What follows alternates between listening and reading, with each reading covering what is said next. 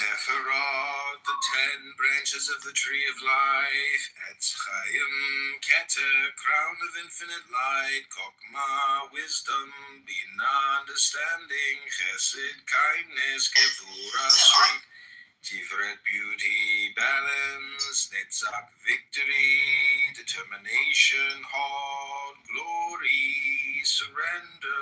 Shama is up. What's up, Shama?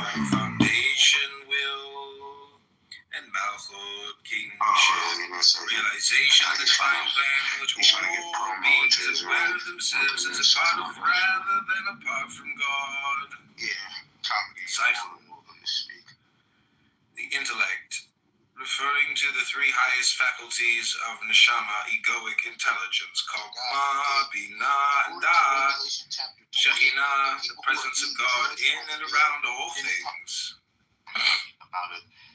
That kind of messes with your head, like saying what's going on. What's going through your thoughts? Yeah, because yeah. Wait, 1 second. Hey, Edward. Sorry, 1 second, guys. Right, it's fine. Welcome back to the Longmont Potion Castle podcast, where we're talking to Dr. Joe Group came back. I admitted that I do some other thing, writing and talking, and but I'm always here. I'm listening. And Malchut, hearing people all upset and screaming. The right person for me. Maybe you are the one whom I look after. Well, I appreciate you saying this, but I've heard you in multiple rooms, and I know that you have the right intention.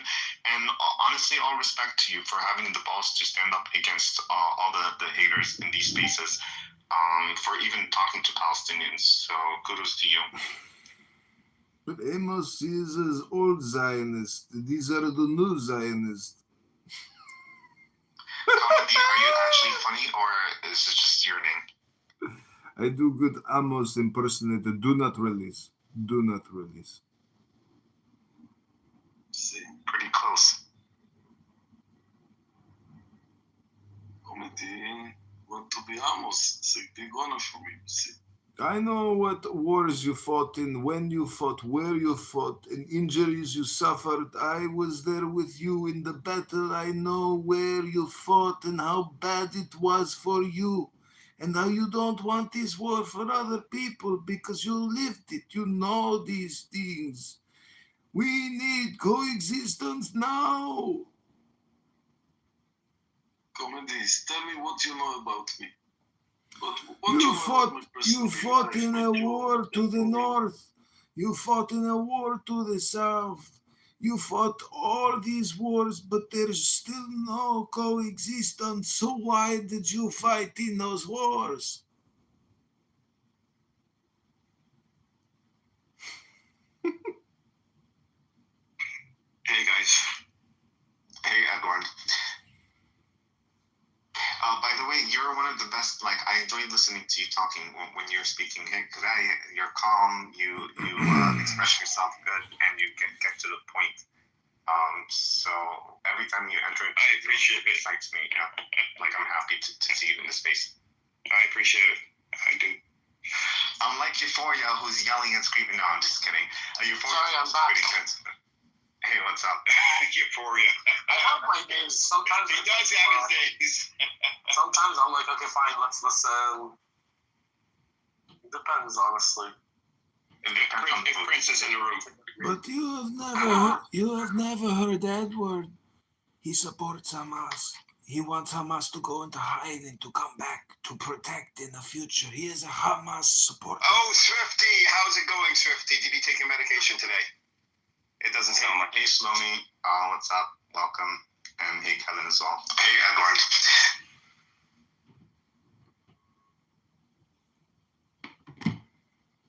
I love how Swifty tries to make me a Zionist so bad. Why do you want me to be a Zionist? Why do you support Hamas? You don't want me one of you. You don't want me an Israeli. You don't want me a part of your country. Why does Hamas? Why are you letting Edmund upset you? Don't let Edmund upset you. I can't make falafel. I don't like hummus really. Honestly, I'm not a big fan. You support what? You support Hamas. Hummus. So Kevin, Kevin, are you excited about coexistence? Because finally Donald Trump has given us parity and reciprocation on tariffs. Who would have thought? Is this the golden age? Is this the crashing economy, projected negative GDP growth? Is this like the golden age? Is this the golden age? It is. It's America first. Did you see the tariff they put even on Israel? 15% on all Israeli goods. Unbelievable. That was 17%. 17%, Dr. Kevin. So I'm just wondering. So this is projected, as expected, to increase costs for consumers, otherwise known as generalized price increases, also called inflation. So that's going to go up. And you sound like Pepe. I remember being told, I've heard that before, I don't know why, but I remember Edmund, I remember Trump saying that grocery prices were going to go down. Now it's pretty clear they're going to go up. He said stock market's going to soar. Stock market's worse than when he entered office. It's fucking free falling because of these stupid fucking tariffs. Anyway. Because of these stupid fucking tariffs, dude. I'm like my fucking portfolio is going to take a massive fucking hit. This is like S&P. You seen S&P today? Portfolio of what, Kevin? It's my fucking investments, my retirement funds. Right, I understand. It does seem that Trump's plan is simply to drive to a wedge between the wealthy and the poor, and making the poor and then bringing home manufacturing jobs, which kind of America doesn't need when we're in the service industry. That's what China was there for. That's what the East was there for. So I don't know exactly how it's going to help the middle class Americans, other than making them more poor. Yeah, I mean, like you're correct. I mean, the only way to actually bring back manufacturing would be via like a combination of tariffs and industrial policy, which would be like the CHIPS Act, of like actually building the capacity to make shit. But I agree with your point. Like, I don't want Americans fucking making bullshit things. Like Frankly, we're above that. All of the manufacturing that we do is very high tech, uses a lot of robots, and is like final assembly stuff. You know, that's when they say like, oh, it's an American car. It's like the parts are made in other places, and then we, with our high skilled labor, do the hardest parts of like final assembly and finishing. Right. Even then, our economy can't really maintain this because for manufacturing jobs, they don't pay enough to allow someone to support themselves and to have the traditional suburban lifestyle. The manufacturing jobs that exist right now are high skill, so they do. But the idea that we're going to bring back all of these lower skill manufacturing jobs, and they're magically going to start paying what they were in like the 1940s is ridiculous. I mean, this whole thing is stupid and based on like 18th century mercantilist weird economic ideas. Yeah, okay. Well, Dr. Kevin, if you were in charge and you could make all the policies and do all the economic reforms or go fully Marxist, what would you do to solve the problem, Dr. Kevin? I'll tell you what I'll do. So Kevin's not like the president, you know. Yeah, I'm not the president. I could tell you what I would do, though. So Americans are actually extremely high income. They make a lot of money. The reason why Americans feel poor is because of out-of-control costs in a few key sectors, like education, housing, and healthcare in particular. And I could go down the list of what I would do in each of those areas to bring down costs by increasing supply. For example, because of housing, high skill, you could do that via a combination of further incentivization of building, via tax credits, reducing regulation and permits. You could incentivize municipalities to liberalize their zoning and upzone. That's if you want it on the supply side to do that. In healthcare, you can free up some of the regulations there. You can allow people to buy insurance across state lines. Maybe you could introduce some sort of public option so everybody has like a minimum of healthcare. And then in education, you probably just want to establish like a national community college system and stop guaranteeing loans to everyone. And if you do all those things, you probably could bring down costs in those areas, and then Americans won't feel so poor. Housing alone would really change the landscape. Yeah, I mean, that's like the biggest one. That's like, I mean, you have people's right now, like so many people, 30 to 50% of their rent is going to 40, 50% of their rent is going to housing. I mean, if you bring those costs down by 15%, 10%, that's like an enormous benefit to people's wallet. But instead, everything's going to get more expensive, and no jobs are coming back because people are retiring. On top of that is also OpenAI that they're warning that within, I think Bill Gates said he changed it to 8.5 years, in which I believe he said 90% of jobs are going to be obsolete, and that also has to do with the governments with instituting policies and regulations on OpenAI. So that's also a huge issue in as far as the economy. And then you have, like, since COVID, the epidemic in drug use that skyrocketed here in the United States, and so things are seeming very bleak in my view for middle class America. About to get worse too. Fucking trillions of dollars of people's 401k wealth in the stock market is about to be evaporated. Hopefully, it's cyclical though. I think in 10 years you'll get back and then some. It's usually how it works. Long term. I can't hear you. Can you hear me now? Yes. Can you hear me now? Okay, yeah. So I have like a very long-term investing outlook, so I don't plan on like pulling out my investments or anything. The issue is right now I'm 24 and I'm like pretty early in my investing career, so obviously like the value of money invested now is much more. So I'm definitely like, this is going to mathematically over the long run of like, if we end up with like a lost decade like we had from 2008 to 2014 or whatever, that's gonna, long term, this will be a serious chunk out of my investments. I wish I had more to buy at the deck though. That'd probably balance it out, but I don't. But they don't care. The MAGA people don't actually care about like people being wealthier or having money or being healthy. Or like any of these things they pretend to care about. It's all like a bludgeon for these like 10 years cultural ideas and fear of change and just like fear and not understanding people and like being scared of transgender people and Mexicans or whatever. Wait, what does the transgenders have to do with the $40 trillion national deficit, Dr. Kevin? I think you mean debt, but you probably don't know the difference between those two things. There's a difference between the national debt and the And the deficit? The deficit, yes, there is a difference between. That's not what I meant to say. I meant to say national debt. Yeah, I know.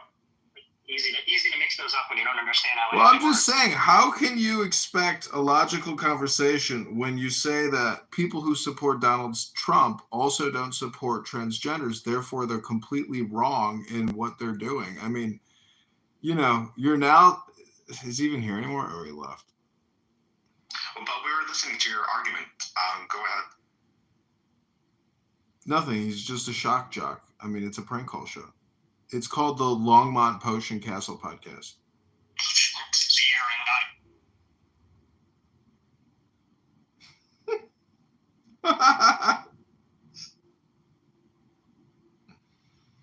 Does anyone else want to know? Oh, we got Amos almost number 2. Where? Where? I thought I just seen you. That's almost number 1. Oh, number 1. Don't worry, the transgenders will be safe in Israel. Nothing will happen to them. Yes, Resistance, we are listening to you here. I give you the stage. Start speak. Let's hear your smartness, your cleverness, your... Transgenders will be safe in Israel. Well, why are you saying that? Because they accept homosexuality there. I almost use as clever as an insult. That's funny. Oh, right. I got it now. I understand. That's funny. I mean, what would you do, Edward, if you were made king of, the universe and you could correct all the problems? Like, what would your big 3 things? What would you do? Well, that's too large. Yeah, you got to zoom in a little bit at least. Yeah, well, go ahead, be specific. I don't know. You became king emperor of Israel, Palestine. I mean, how would you make coexistence now? What would you do? What would I do? I would have the Palestinians Palestinians and Israelis sit down and iron out a plan to detangle themselves from each other, which would include a plan as to objectives that Palestinians would have to meet, and these objectives would be both confidence building, trust building, and also building the nation of Palestine itself. Once all the objectives have been met, then the United Nations Security Council would automatically recognize Palestine as a nation. And this whole plan would also include a big, thick wall between both countries with doors in it for people to go back and forth. And that would be it. See, the only thing that we need, Palestinians need, is someone to sit down, for Israelis to sit down and say, here is what you need to do to have a state of your own. These are what would make us comfortable, what would these objectives, if you meet these objectives, this is what we would want to see a plan Palestinians could officially become a state. We've never gotten that. Israel's never told us what we need to do, ever. Imagine, you sound like an Israeli apologist just now. Me? Yes. Well, how am I an Israeli apologist? Because what the hell do Palestinian people need to prove to a bunch of terrorists and land thieves and murderers? Well, what do they have to prove to them? Okay. So Make me understand that logic. Okay, here's the logic. If Israel wants to keep calling Palestinians terrorists and savages and animals and saying how terrible human beings, or not even human beings, that we are, okay, and wants to destroy us, right? It's only fair for us to shine the spotlight on Israel and say to Israel, okay, what is it that would make you stop and allow us to have a free and independent nation? They would have to answer that question, and they would have to put it in writing. That's never happened. Palestinians have never asked, and Israelis have never offered. So we need to ask. And that will put the responsibility on Israel to say, okay, because right now Israel's saying we don't want Palestinians to have anything. So prove that to the world. Prove this to the world. Ask Israel what they want us to do for us to be a nation, a free nation. That's not selling out. Excuse me, is this the Longmont? Is this the Longmont Potion Castle podcast? Is this a prank show? I still don't even see the basis. We don't need to ask them shit. Palestinians don't need to ask Israelis anything. They don't need the opportunity of anything. They need to stop their collective punishment. They need to stop their occupation. And the Palestinians will take it from there. Well, they're not going to stop. They don't need to prove anything to Israel. It's not about Now proving they have it pride. approved. That is what you said. Okay, I see, but I don't bring pride into this stuff. Pride. This ain't got nothing to do with pride. This got something to do with logic. You're just improving. What do people who have been oppressed for 10, hundreds, almost 100 years, need to prove to a terrorist nation on how they need to be able to thrive? You know why? Resistance. I'll tell you why. I don't get that logic. I'll tell you why. Because if Israel says here are the objectives that we have to meet, I am 100% confident that Palestinians will meet those objectives. So that just takes away And the occupation. that means that you're in denial because number one, Israel would never allow them to meet those objectives. Well, that's my whole point, is that if Israel has not So I deal with what things are, not what I want them to be.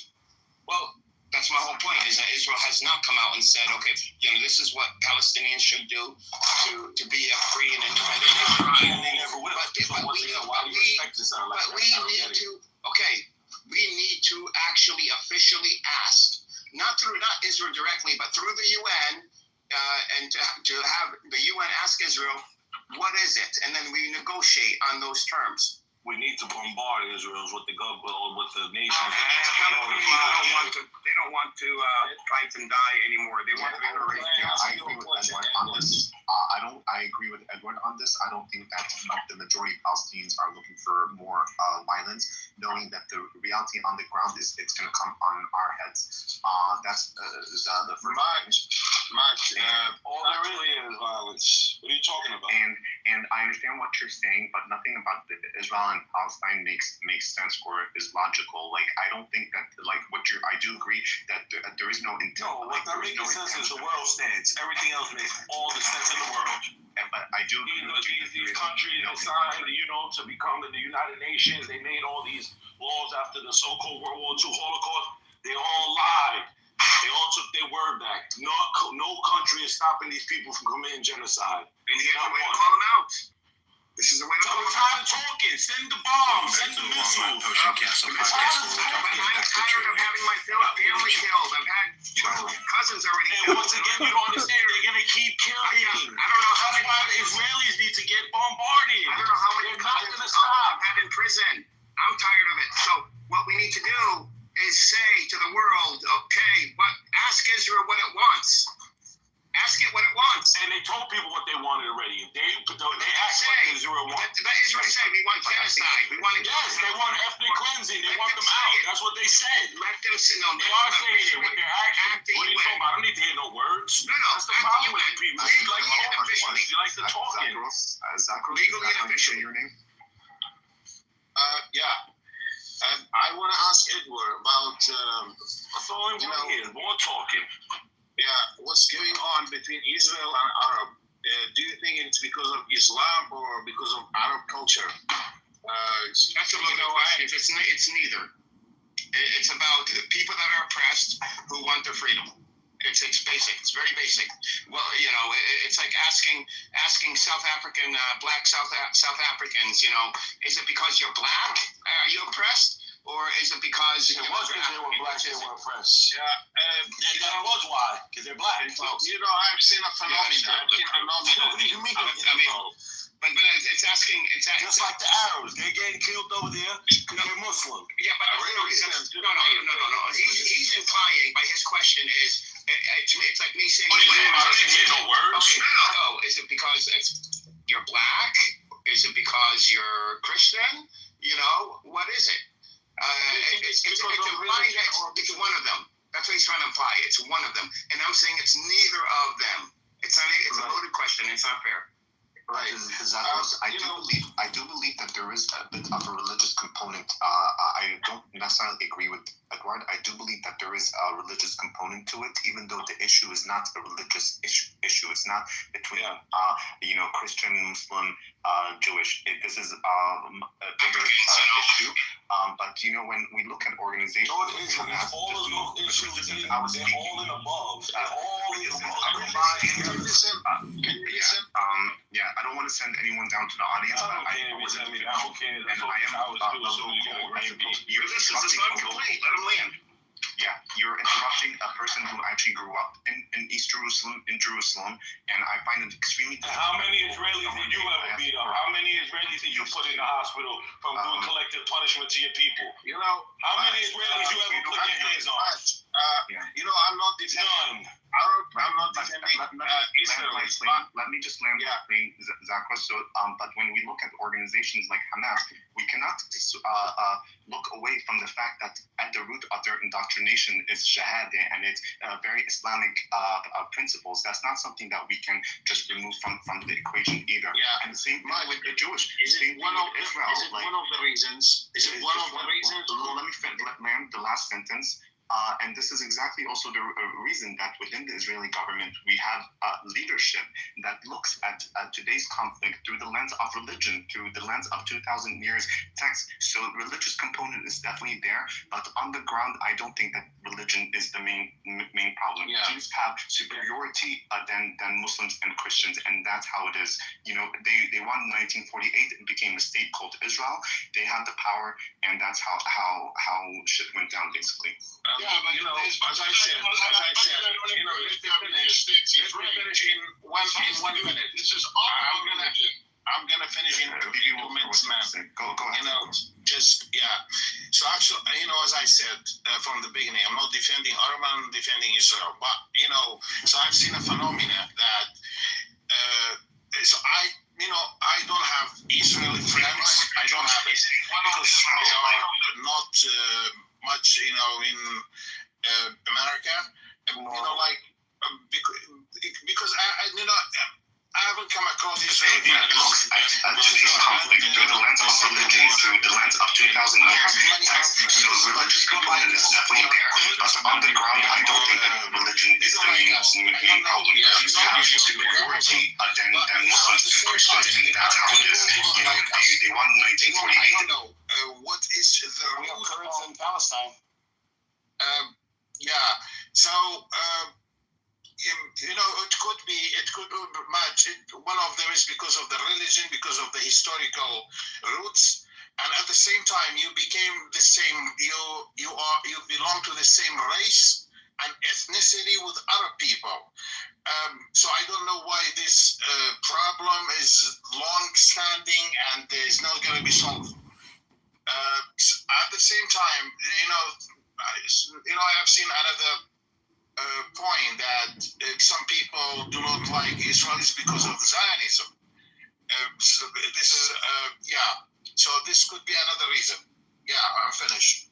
Do you like Israel? Zagros? I think Levi wants to say something. He says he's finished. He's finished. Right, that's funny. Zagros, my Kurdish friend. Okay, I guess not. I understand where he's coming from, though. Do you like Israel? I understand, yeah.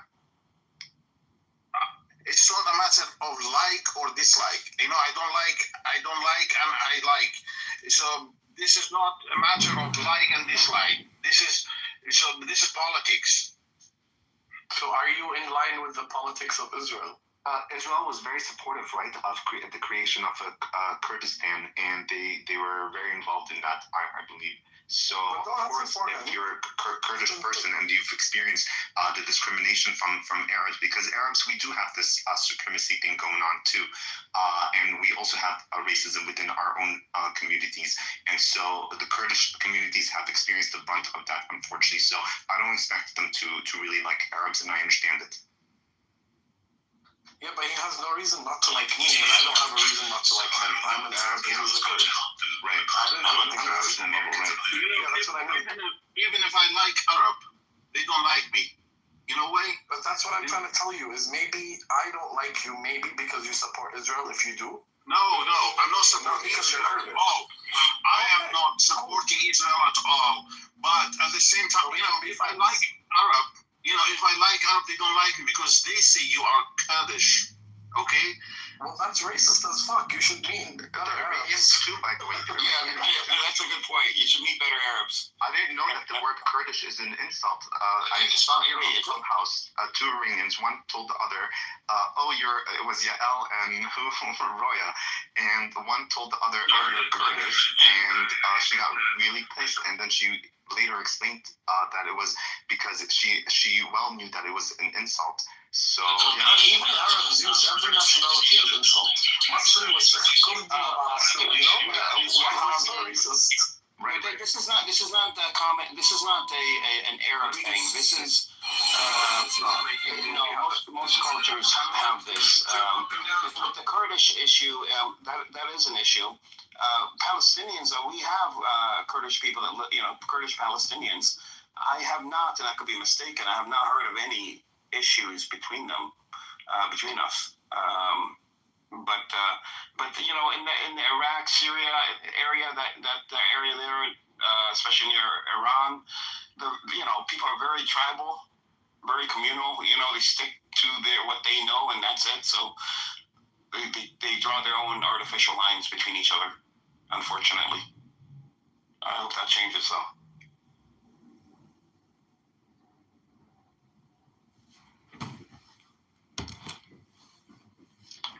Turkey just made a peace agreement with the Kurdish. Did anybody see the news that Netanyahu is doing a pincer movement to move in on enemy positions in order to force the release of the hostages? Can you elaborate? I'll put the link in the chat. So Netanyahu, I mean, the IDF has been going around in Gaza. They've been killing people. They've been doing raids, but from what I've been reading, a lot of them are confused because they don't understand what the objective is. A lot of them aren't even getting orders. And what's being reported in the media isn't exactly what they're doing. A lot of them are just standing around areas that have already been demolished. There's nothing there but rubble. And then the Israeli media reports it as they have infiltrated and X area, for the last week, for example. But they haven't gone in. They just surrounded it. It's all rubble. There's nothing for them to do. So I don't know what the Israeli plan is. If they even have one. The goal, Edward, obviously the goal and objective is to liberate the hostages. I mean, you can't be that dense, right? No, they had a plan to liberate the hostages, all of them. Netanyahu broke it. Their plan was to kill those hostages. That's why they bombed them. I mean, they had a ceasefire agreement. Israel agreed, and Israel decided to break it. I mean, it's pretty cut and dry. Unless you're saying Palestinians broke it. I can't imagine making that argument. Well, anyways, Benjamin Netanyahu is going to go down as the great liberator. Soon all the hostages being held by Hamas will be liberated. And then the Israeli media reports today. I think you're just trolling at this point.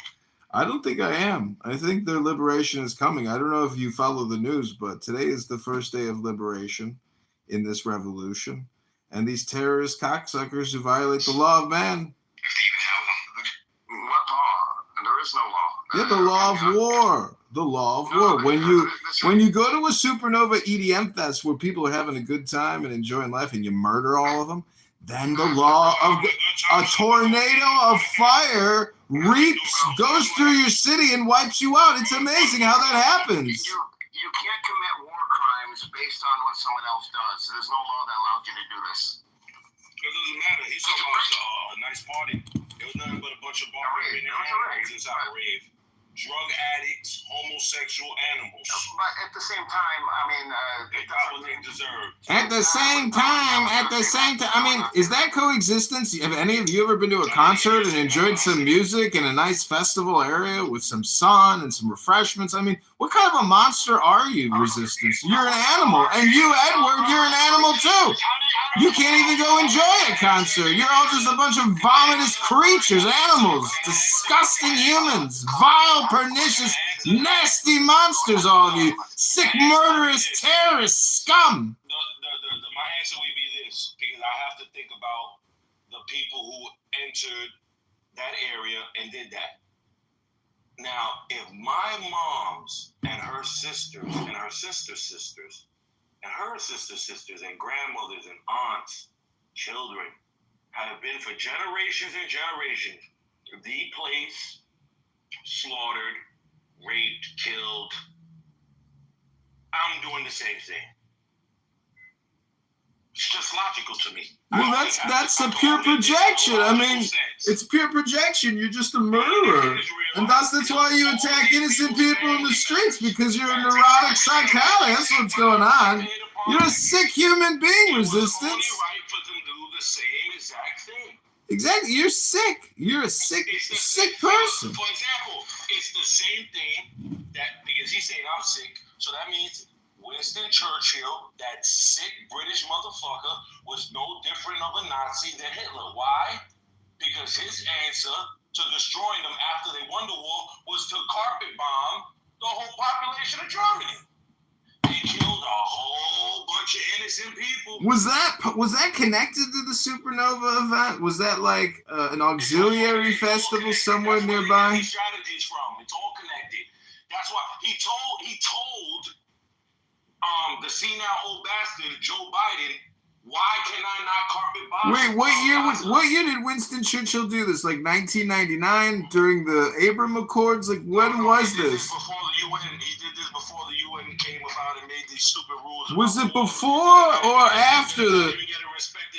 Was it before or after the Supernova Festival? Because they come with this Holocaust narrative, so they don't have to respect that law that they made up for them. A Holocaust narrative? Yeah, I call it a narrative. But There's what? a lot of things about the Holocaust that have been debunked. Really? Yes, really. Like the amount of people who actually died and the method on how those people got killed. Interesting. Such as the gas chamber and the 6 million amount of people that they claim died. Yes, there's a lot of people who question those things. So I'm just wondering, when was the last time you like? Oh, sorry. Go ahead, Dr. Mott. We do have Kat, Nair, and Abdullah, I believe, that haven't spoken. So if you guys want to have anything you'd like to say, This is a prank call show, right? Is this the Longmont Potion Castle prank show? Is Resistance a caller into a prank call show? No, let someone else talking this way. I apologize. I thought this was like a prank call show. My bad. Resistance, are you for real? Or are you just like, did you get kicked in the head by a donkey or something? You've been to too many Nobel festivals. Really? Too many supernovas. So those people, okay, got it. Okay. Going back and forth is like very cheap conversation, honestly, and it's not really conducive to what, like, the conversation was much better before. So, Abdullah, I saw that you on mic, so if you'd like to grab the mic, feel free to say something. Thank you, Maj. I would like to yield my time to comedy. Well, thank you. I mean, I thought this was the Longmont Potion Castle show comedy where, you know, low IQ, stupid people who have nothing to do or better things to do, they just waste everybody's time with their bullshit propaganda, misinformation, lies, and terrorism. And, you know, generally these people are very unhappy people. I don't know. They keep coming back to this app called Clown House. Why are you talking about the Israelis like that? That's anti-Semitic. Dude, are you high or drunk or what the fuck is wrong? Cocaine, I tell you, it's their favorite drug at the Nobel Festival. No, this is the Longmont Potion Castle prank call show where people call in and waste all their time talking about nothing. All right, so what's the topic here, mentioned? Well, there was a topic, but that whole conversation derailed, and now I don't even remember what the conversation was. Welcome back to the sanitarium. I do want to push back on this whole thing about people taking drugs. So what if they were taking drugs? That doesn't justify them getting raped or getting killed the way that they didn't get raped. Why are you mentioning rape for? Where's your evidence of rape? Well, I honestly didn't look into all of these. You didn't research it, but you utter it as if it's a fact, like it didn't happen. Let's just let's step back for a moment and say that. Let's step back. And then the Israeli media reports it as they have mere stupidity in my view. It is stupidity when someone says something that never happened, but you're saying it as if it's a fact. That is stupid. Right, but resistance is also nice that you have many opinions, but at the end of the day, you're not living on the ground, and you're also not dealing with the consequences of your. Brother, I've been dealing with the Palestinian plight since 1997. This is not nothing new to me. Sorry, Jack. Talk to someone else with that nonsense. I deal with the reality. Resistance. So, like, you're talking about a bunch of nothing. So you've been hanging out at the club? Yeah.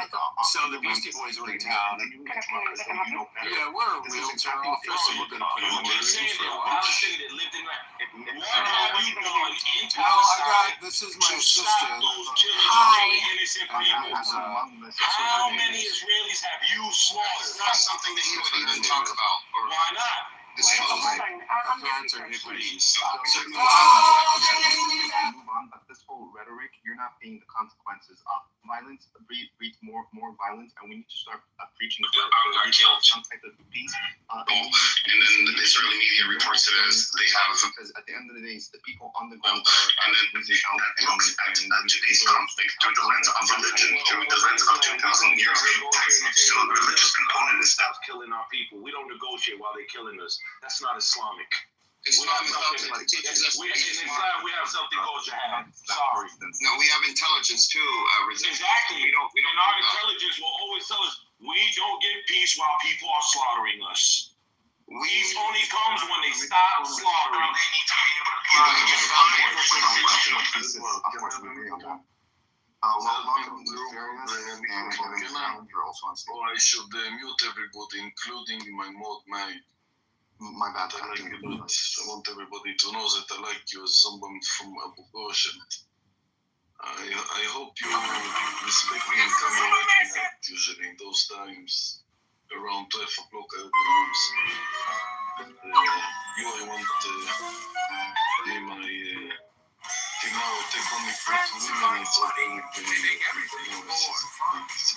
all of them. I take the microphone because I want to say my believing that I believe that quite soon it will be finished. It depends all the cards in Donald Trump's pockets. He started as a good poker player, and he decide, and he just have to decide. That's all. If he want everything to be finished, everything will be finished. He's saying that he put out to the world that the sky will open and Hamas. It's not same the Hamas so much. The magic word is finish the war. Everybody knows. If Israel stop the war, take out the military from out of Gaza, the Hamas will release. Of course, they will want something that nobody will kill them. Yes. If they go abroad, somebody will come and control, but they will not release all the soldiers they have, all the 59 hostages without getting any insurance for their life. You have to be crazy. Go inside their skin. They have nothing to lose. Nothing. Israel know one by one picture by the picture. They know that Israel will run after everywhere in the world. The kind of they it's the most awful from the Holocaust. It's the most awful thing. They succeed, and there is no argument that they succeed to hurt very, very much the Israelis. They know it very good. Almost. Why are you talking like it's a surprise? Almost that Palestinians would have done something violent after all these generations of being oppressed. Isn't this inevitable? Not just with Palestinians. If you take any group of people, millions of people, and you oppress them violently, and wouldn't the outcome always going to be violence against the oppressor? Listen, I'm not going to represent my government, not the Shabak, not the Mossad. They have the intelligence. They have to fight against violence. It's not my job. I'm a simple driver. You can ask me how to fight against violence drivers on the road. I will give you very good answers. How to be violent on the road, or how to be violent in the virtual rooms. But I can't change the violence both sides. Who more, who less. I'm born as an Israeli. I don't know, Edward, if you're born as a Palestinian, you don't know who is your parents. You're Palestinian, yes? Edward. Yes. You know where your grandmother come from? Oh, yes, Lid. Where? Lid. Or Lud. Where? Lud or Lid. Lud. Okay, Lud is good enough. Yeah. And, if you know what's happened today in Lud, till today they live. No, Lud is not a good example because it become a criminal. All the criminals come to Lud. I don't know why, but it's become a very risky city to live in. So the Palestinians left it. My grandparents on both sides were from there.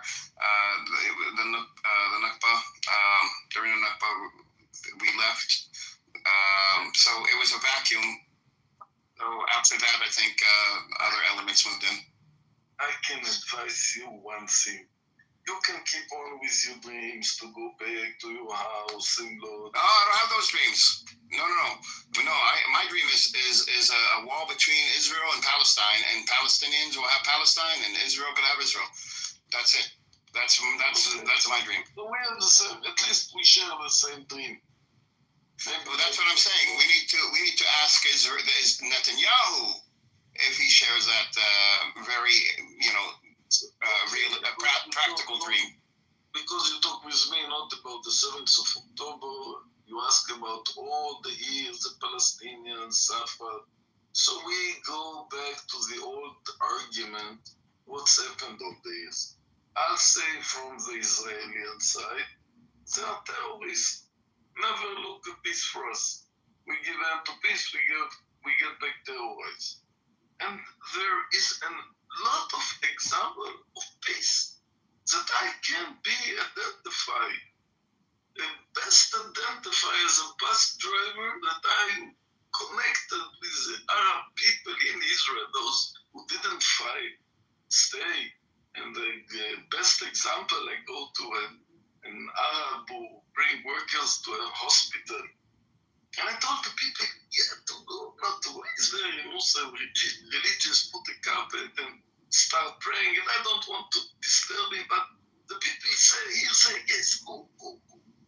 So I waited till he finishes praying, and he waited for a couple of women to come to his car, and I come to him, please, our friends, please talk to them. You know what happened after 1 minute? He bring me the telephone back, and he do with his finger on his head, they're all Majnun. He tell about the people here, resistance and Prince and all the best people were here. Listen for this.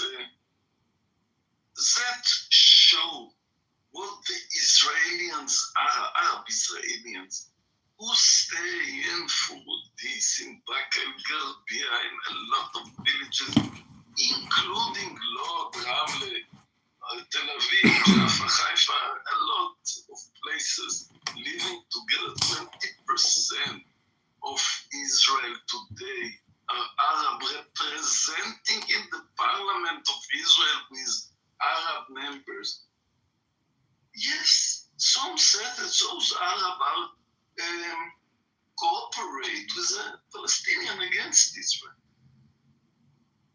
So I advise you to look for the future and not for the past.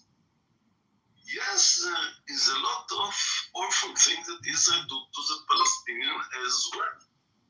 I don't know who is more. In my position, I still think that the Palestinians are more terrorists. From Yasser Arafat till Abu Abbas, who denied the Second World War.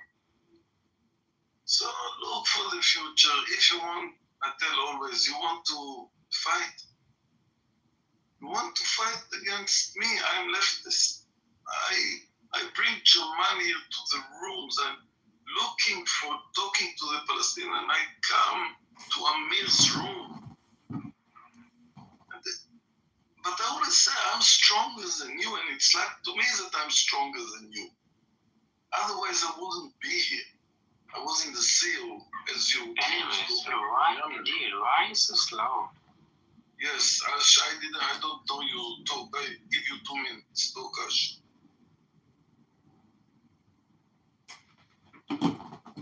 Ash,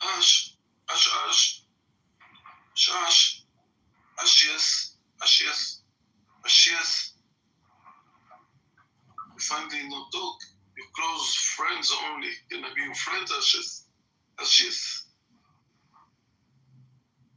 Suddenly you're quiet. Somebody wants to speak. Do you have a mental health condition? Speak, I don't understand you. Speak. Little child, speak. I'm saying why so slow? I don't understand any word. Anyways, carry on. Hermes, I don't know. Maybe English is a second language? Edward, okay, represent the Palestinian side. Sorry? I said I represent the Israeli side. Maybe you represent the Palestinian side now and look for the future. try. What the past, we all know. We can argument who is more or less better or wrong, but look for the future, not for the past. Let's see what you can tell me about the future. And that's an important question. I do believe that there is a modification to a ceasefire that Hamas agreed on that's going to come into effect. But stopping the war is one thing. What happens after the war, even rebuilding Gaza, is one thing. That still doesn't solve the issue, the actual issue of Palestinian self-determination, Palestinians having the right to have their own nation and to be free of the occupation. And until we solve that, there's going to be more wars. And wars are expensive, both for life, for property, and economically. And they do not serve any purpose. The only purpose they serve, the only people they really serve, are the companies that make the weapons. That's who they serve. So moving forward, and I said this earlier, is we have to start asking the hard questions.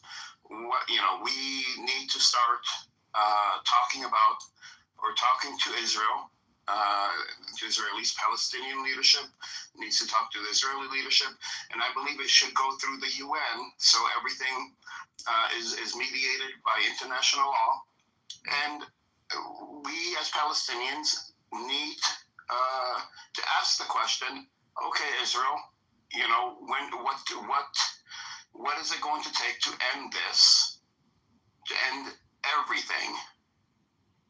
To end all violence, to end the occupation, to live in peace. What is it going to take? And of course, the Palestinians are going to say what it's going to take as well. And we need to start asking these questions to each other and formulate a plan to get there. We have not had a plan to get there. Oslo, was the start. That was doomed to fail. I think most people agree on that. And the reason that it was doomed to fail is because there was no real end game to it. I mean, there was no, it was very political. It didn't represent what was on the ground. There was an end game. Just Arafat didn't want to sign for the end game. No, well, okay. Well, what was he signing? He was signing where Israel would have checkpoints in the West Bank. Israel would control the areas between cities in the West Bank. Israel would control and the area, the border with Jordan. Try not to change the agreements. There were agreements. It would be a country, Palestine, controlled by Palestinians. Don't say lies now. The Palestinians would not agree that Israel will control about moving inside Palestine for the Palestinian people, but yes, for the security of Israel. But even Bibi Netanyahu announced in Bar-Ilan speech that there will be two states to two nations. Announcing two states almost is easy to do. Announcing an actual plan to get to two states, that's something totally different.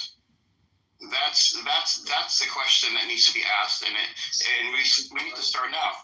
75 years of war, and them not believing in each other. But Yitzhak Rabin, and after Yitzhak Rabin, Ehud Barak, they go the most far for Yasser Arafat. They wouldn't let him come here with weapon and everything. They let him come in Israel with weapon and everything. There's a lot of stories that he had terrorists in his jeep and in his airplanes.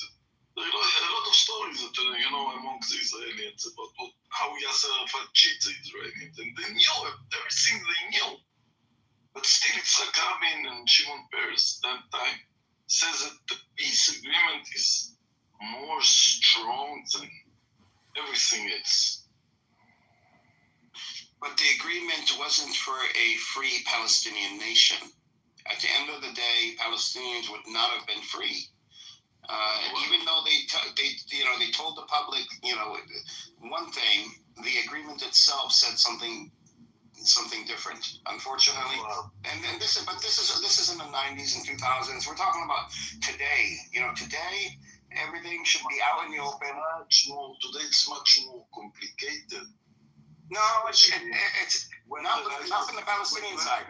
Rightist government, it's impossible even, I think, today. So we need to think about it. Well, we need to first expose the agenda of the right in Israel, and you do this first by asking the questions and going to the UN. Palestinians are in the UN, and I don't know why they don't ask. We want to know what it takes for Palestinians to get a nation to be free of the occupation. We want to know from the Israeli government. We're putting in a request, an official request, a diplomatic request. We're going through the UN, and we want a response from the Israeli government. This is where it starts, and this is where is Netanyahu is he for peace or not, or is he for the interest of Israel or not? Does he care about only his political base? Edward, this is like the fifth time you've repeated that, and unfortunately, that's just a projection. It's just not going to happen. No, there's no projection. There's no projection. This is what any two nations or two peoples would do, is to ask, okay, how do we end this cycle? How do we move forward? And I'm saying that we should do it at a higher level. Oslo was not with the United Nations. No one was involved with Oslo or any of the so-called peace agreements with Israel and the Palestinians, except the U.S., Israel, and Arafat and Abbas after Arafat. That's it. There are no other parties. Here, the United Nations, I think, should be involved. And we should sit down. If we could iron out the ceasefire agreement, we could sure as hell iron out a permanent peace agreement. I don't understand why we cannot. Edward, We could do it in steps. saying are relevant, were relevant, I think, until the 6th of October. You're talking about the UN as like this legitimate, non-biased, organization, and you don't need to agree with this, but you need to accept it, that we don't see it as such. And I would also tell you, in our point of view, or at least in my point of view, and you know what? I would ask you differently. You're talking about peace, but what is the Palestinian cause? I mean, do they want to live side by side with us, to coexist, to live in peace next to us? Is this what they want? Be honest, because I hear a lot of different rhetorics. Again, this is why it's important to ask Israel what Israel wants the Palestinians to do to get it to get a state, and then negotiate from there. No, it's not. Yeah, hold on. Let me land. I didn't interrupt you. It would not be appropriate for an occupier to ask those that are oppressed, prove to me first that you're worthy of freedom before we move forward. No, we're not putting conditions on anybody. Don't answer the question. We don't have to put conditions. I'm not putting conditions on you. Don't put conditions on me. Edward, I didn't put any condition, and I don't know. And you did. You asked me what is the Palestinian cause. Why does it matter? Why does this matter? Does this have to first? It has to meet your approval first before we move forward. Go ahead. That is not a condition. Edward. That was a question of what do you want. I'm not limiting you, and you want Big Daddy Israel to tell you what you want. No, I'm not telling you what to do. I'm asking you, what do you want? No, it doesn't. It's not. It can't work that way, because we should come to the UN. I'm literally and asking ask you what you want, and you get offended for me asking what is this that you want. What I want is a starting point. We need a starting point, right? No. I'm not talking about that. No, I don't want a starting point. I want to know, what do you want? The end game, the end objective? Is that what you asked? What do you want? Yes. What do you Okay, want? I've said this, I don't know if you were in the room earlier. I think 2 states with a wall The between us. Palestinians. The Palestinians. What do they want? What do you mean? The Palestinians want to be free of the occupation. They want a state of their own. I mean, that's pretty obvious. Which any state? Why are you asking these weird questions? I mean, you're not being genuine. You're overcomplicating. No. First of all, you need to relax a bit. I don't know why you're so excited. I'm not overcomplicating. I'm not excited at all. I think I'm very obvious, and I think if you're missing it, then okay, I will just say it. I think it was very obvious. The Palestinians want Israel gone. Okay, I'm not imagining it. I hear it not just from the Palestinians themselves, but from the entire pro-Palestinian movement. It's not about So that's irrelevant though. Palestinians It's no, we have the right to be free from the occupation. It doesn't matter what. I don't care about this. No, it doesn't matter what Israelis think of Palestinians. What you think of us doesn't matter. I'm not saying what we think.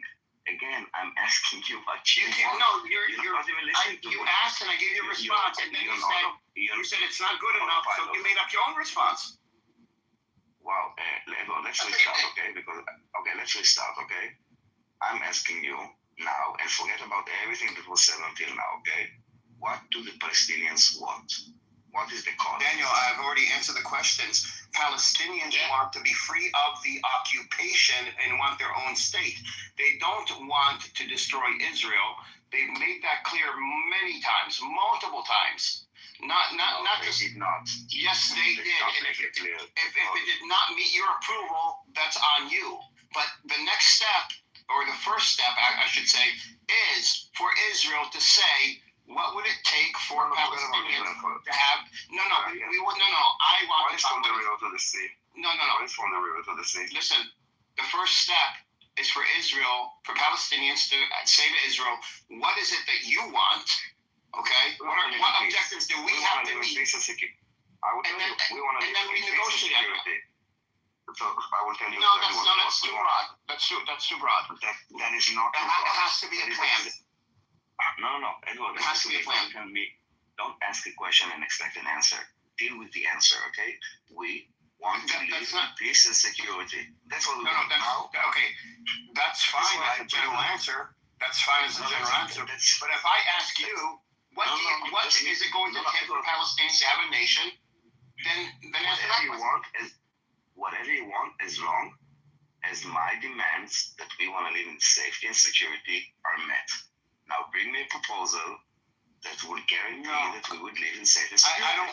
I have no problem with Palestinians bringing a proposal, but I don't think Israel would accept a proposal from the Palestinians.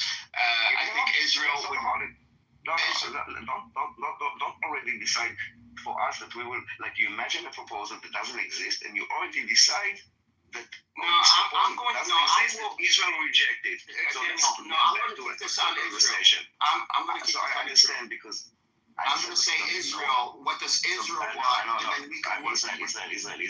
We can work that. I'm sorry. That's why I'm going to keep the spotlight. I'm going to keep it on this. You're the occupied power. You need to have something that says, okay, this is how we get rid of it. But I'm answering you. Listen to the words that are coming out of my mouth.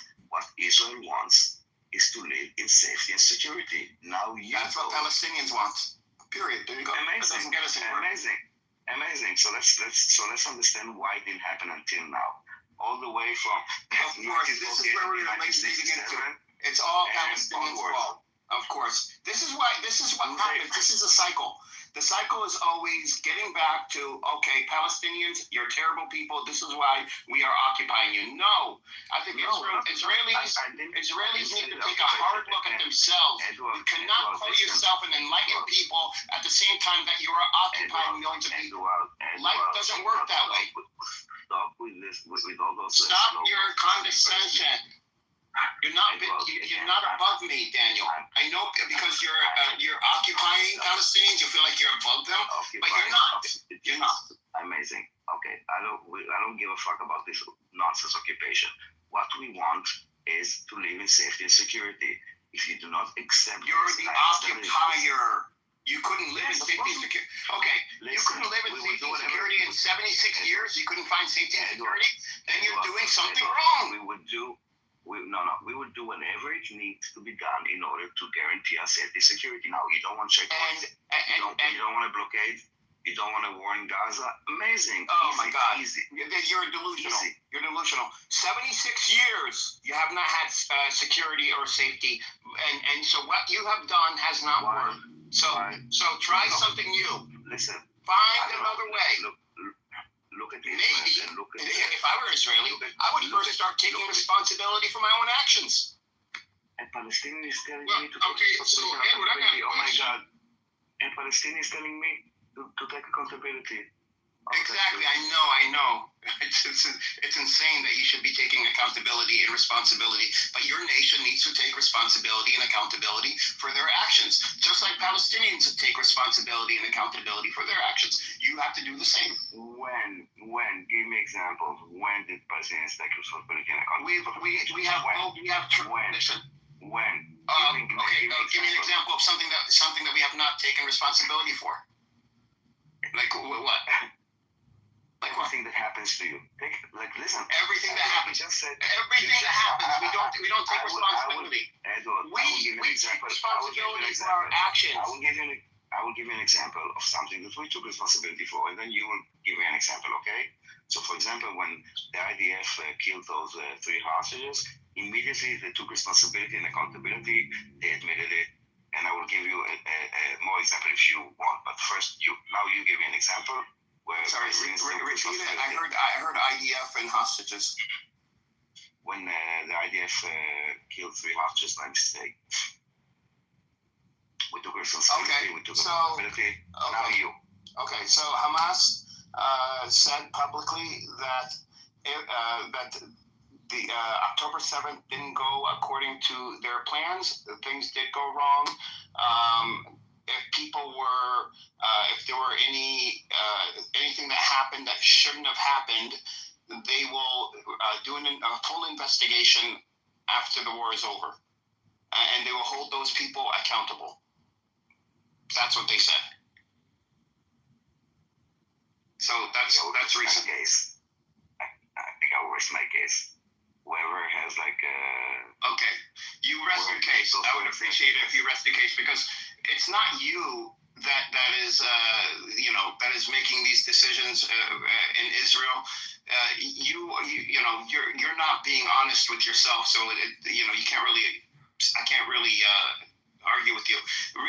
Netanyahu is at least honest with himself. He knows what he wants. The issue here is we Palestinians need to make sure that he goes to the UN, Israel goes to the UN, and announces exactly what they want. Do they want the genocide? Do they want to ethnically cleanse? Or do they want to move forward in a peaceful solution? If yes, okay, how? We want your people to stop killing us. If you will not get it through your head and you keep lying, we want you to stop killing us. Genocide. There's way more. It's nonsense. The Zionist inflicted genocide is real, and if you deny it, it's like denying the Holocaust. If it's a genocide, Self-genocide. Go ahead, say it. Wait, can I interrupt Edward Daniel? You guys are really going at it. Consequences. Can I just interrupt? Not a genocide. I will just tell you again. Write it on your hand. The only thing that we want is peace and security. No, Daniel, you don't want peace and security. And everything. And you've made that very clear. Everything that you blame us. Everything that you blame us. No. Exactly what you want. You want excuses. You want to make excuses for your behavior because you can't live with yourself because you know what you're doing is murder. This is why.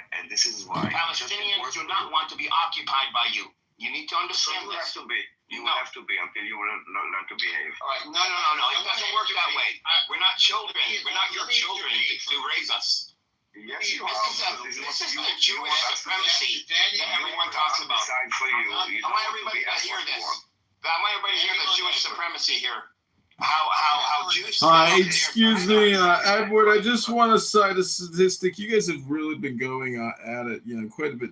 There's been over 20,000 rockets launched into Israel from Gaza just in the past 20 years. So, I mean, let's get things in order here. Who's bothering here? 20,000 rockets in 20 years. I mean, it's a lot. It's a lot of rockets. It's pretty annoying to have rockets get shot at, civilian populations all the time. There's a lot more occupation than there are rockets. Okay, but you want war, and if you lose the war, please don't come complain. If you want, nobody is complaining. No one is complaining. I'm not complaining, but you're doing more complaining. No. Genocide is not a complaint. Genocide is an act. It's an action. Genocide is not a complaint. No, it's a charge. It's a charge. It's crime. Okay, and no. That's a complaint. No, listen. That's a legal term. Then you're using a legal term. Right. You're making that charge. It's a false one, but you're. Okay. Oh, you decided it's false already. It hasn't even gone to court yet. It's still being litigated, but you decide it's false. Again, Jewish supremacy at its finest, everybody. Ladies and gentlemen. This is language. Ladies and gentlemen. Keep in mind that we wrote the word genocide and the convention. Yes, and you own it. We know all too well what it is and what it is. Your population has increased 4 times during. My God, are you seriously saying this? Are you going to say this? That is not a characteristic of genocide. Oh my God. Wait until I finish. This is a genocide. It's the worst genocide in history. The population keeps growing. And you live a middle-class, comfortable existence in Israel with no problems. It couldn't possibly be a genocide. It doesn't meet the definition. So I'm not going to debate with you on nonsense. I will say to you, you have two choices. Then stay quiet. You have two choices. No, we don't have two choices. You don't come up with the choices for us. Again, Jewish supremacy at its finest. From our perspective, there's no supremacy here. I'm stating our position. And Daniel has said it, and Amos has said it. If you want peace, and I have said my position, so leave it at that. Morty, just wait a second, Morty. Don't troll all the time. I have stated our position, Daniel has stated our position, Amos has stated our position. You have no position. Listen, let me finish. You have not stated a position. I'm the only one that has. Let me finish, and then you can respond calmly. I'm not going to go on for a long time. The position is as follows. If you want peace, we are always here to talk peace. If you want war, we are always here to meet you with war. You started a war, this is the consequence. Perhaps you will stop starting wars. You've lost everyone. We don't want to do this. We want to do what is that now? Are you done with your Jewish supremacy speech, Normal? I never said I was supreme. What is that, Amos? What's that? I want you to give Edward to response. You don't take only the microphone for yourself. Give other people to interfere. Yeah, okay, that's what I wanted to say. That's fine. Daniel stated our position. So using the logic here that it's not a genocide because birth rates have increased. That number one is population has increased is what awful. El Moro, please. So that would make the Holocaust not a genocide. Right. The population it would nearly wiped out. It's the opposite. No, that's not true. There was miswriting. 100% true. Edward was talking. Try to come up with your own. Nor. Let's go right to the war and peace. This element of genocide that you have, that the Palestinians have made babies and therefore there is no genocide. Population has increased. That is not how genocide. That is not what genocide is. I want to hear now Dr. Baby only. Dr. Baby, you speak now. Okay. First of all, I heard some pieces of shit lying about my people, saying that they are pro-Palis. Pali-Nazis, in my view, as a Kurdish person, and my majority of the Kurds hate Palestinians. They want them dead. They occupied our lands. They killed our babies alive in Kurdistan by Saddam. They helped Saddam. They helped Khamenei. They helped Turkey. They helped everywhere. Every single piece of shit. This lady is such a liar. Come on, guys. Dr. Baby, maybe best not to conflate the two issues. Nazis supported my genocide. Nazis supported my genocide in Afrin, in Syria, in Iraq, in Turkey, in Iran, everywhere I go. And when my genocide happened in 2009, when I was gassed, Palestinian waved a Turkish flag in Jerusalem. We will never forget about your terrorists when you buried our children alive with Saddam. When you stand 3,000. Got it. Okay, can I respond? No. Can I respond? No, don't finish. I will tell you what I feel about the everything that's happening to the Nazis, they deserve it 100%. Even now, I feel so bad about Israel because Israel is not doing a great job in genociding them. Because what they have done to everybody, they genocided Arabs, Kurds, Jews, everyone. Israel is not doing the same to them what they did to the Jews. I'm still shameful about this, and I will tell you the only criticize that I have on Israel is they're too nice with the Nazis. That's the only criticize I have. Everything else is perfect. All right, can I respond to you? This isn't therapy. Okay. I don't think that it's worth. I just want to imagine one sentence. One sentence. Very low quality It is low quality, but I want people to understand one sentence here. Go talk to the Christians because the Christians in Iraq not only support but wanted the Kurds gassed. Go talk to them. Nothing to do with Palestinians. So I'll leave it there. Yourself and disrespect my community. That's the truth. You have no right to tell me how. We don't even have enough people to do this. Okay, I'll stop. About the Christians, you shut the fuck up. You Islamist pieces of shit. Every single genocide was by a fucking Quran verse. You're a piece of shit. Like you. The Christians wanted you gassed. Ask them. I'm here. Ask the Christians. Christians from Iraq are better than you. Ask the Christians from Iraq. Times more. Listen, ask them. At least care about the children. Yes, I will. Okay, I will. Imagine I will. At least you care about the children. What do you care about? You even kill your own for fucking hatred. Okay, thank you, Dr. Baby. Your contribution was invaluable to our conversation about this. That's a magic, you gay piece of shit. Right. I'm everything that you don't like, which I'm very happy about. Don't do that. Who's fucking dying to fucking get accepted by fucking people who dislike you. They're gonna kill. Okay, I'm sorry. I did remove her because her voice was just very annoying. Other than the content and the. Wait, Mike. Did you remove her from the room or you just? I just removed her. She's not adding any. Sorry. No. You listen. This is between. Can I say? I'm mute. Almost if someone comes and cusses you as. I'm mute everybody now. I'm talking and I'm talking only to mine. Now you listen to me. What you did now is unacceptable by Amos. I know that it's very difficult for you and Edward to listen for Dr. Baby. But I put you so I have to stand behind you because you agreed to me a moderator in my room. Okay, so Amos, I don't have time for this. No, wait. I don't care to hear all this. She does this. Stay here, man. I wanted to Can I say one thing?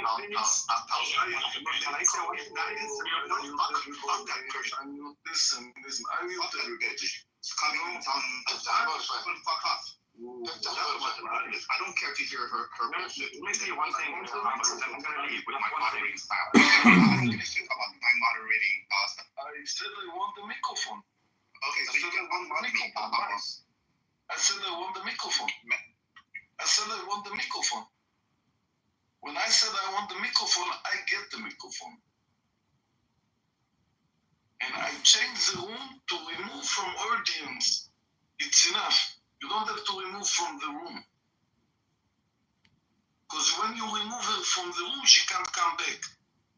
And I listen a lot. It's very difficult for me to to listen to Edward, to resistance, to Palestine, to you.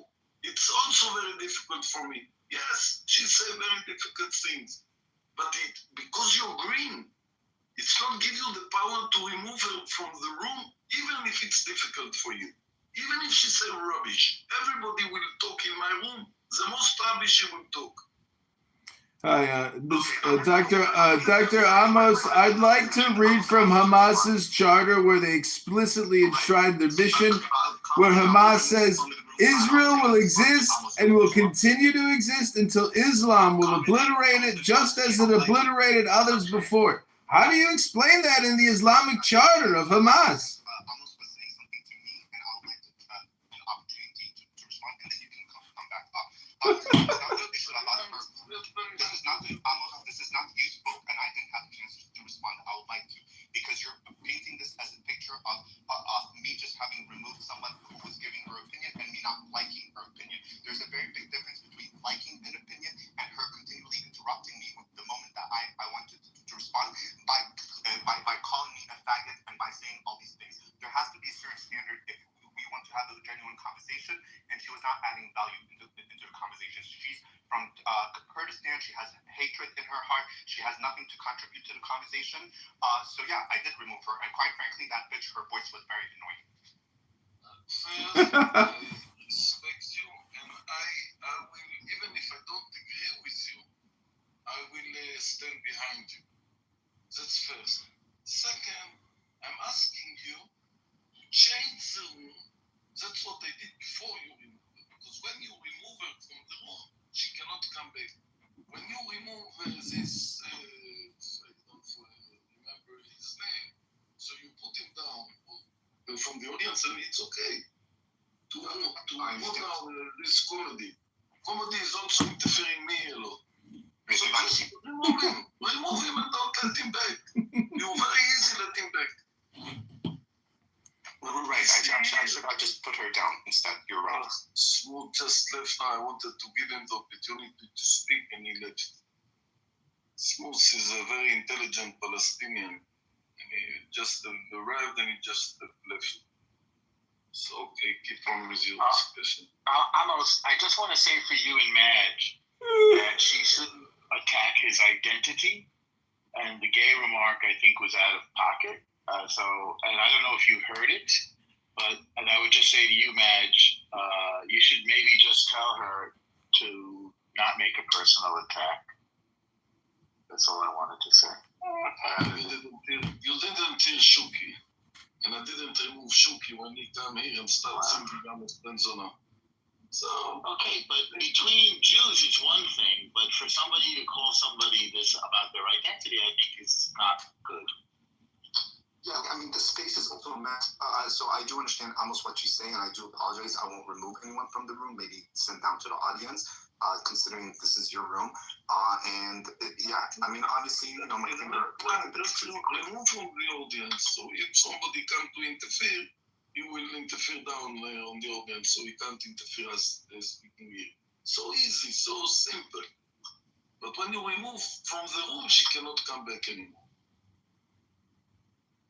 We understand. So what is the theory for achieving coexistence now? Oh, you're getting drunker and drunker by the minute. I'm not drunk. I'm sitting here asking a question, Dr. Edward. So I would start by not killing 12 aid workers and burying them in shallow graves. It's usually a good place to start. Yeah, we can start there. It's a very low bar, but we can start there. I think that was 15, no? So I think, yeah, I get the numbers late. Unfortunately, hundreds of aid workers are killed by accident. To try to say that this was deliberate, They were tied up. is a deliberate. To try to say that this is deliberate is a deliberate lie. They were tied up. They were handcuffed and buried. What are you talking about? Along with their I vehicles. have to see. To try to pretend that this was deliberate is a lie. I can't negotiate with. Again, you're making a claim. I'm happy to read. That's what Israel said. Your claim, Guys, like they want to basic. It's again down. Let's get the facts up before we give our We saw video of Hamas tying people up. Why are you talking about Hamas? The IDF is not the You should know Hamas. The IDF is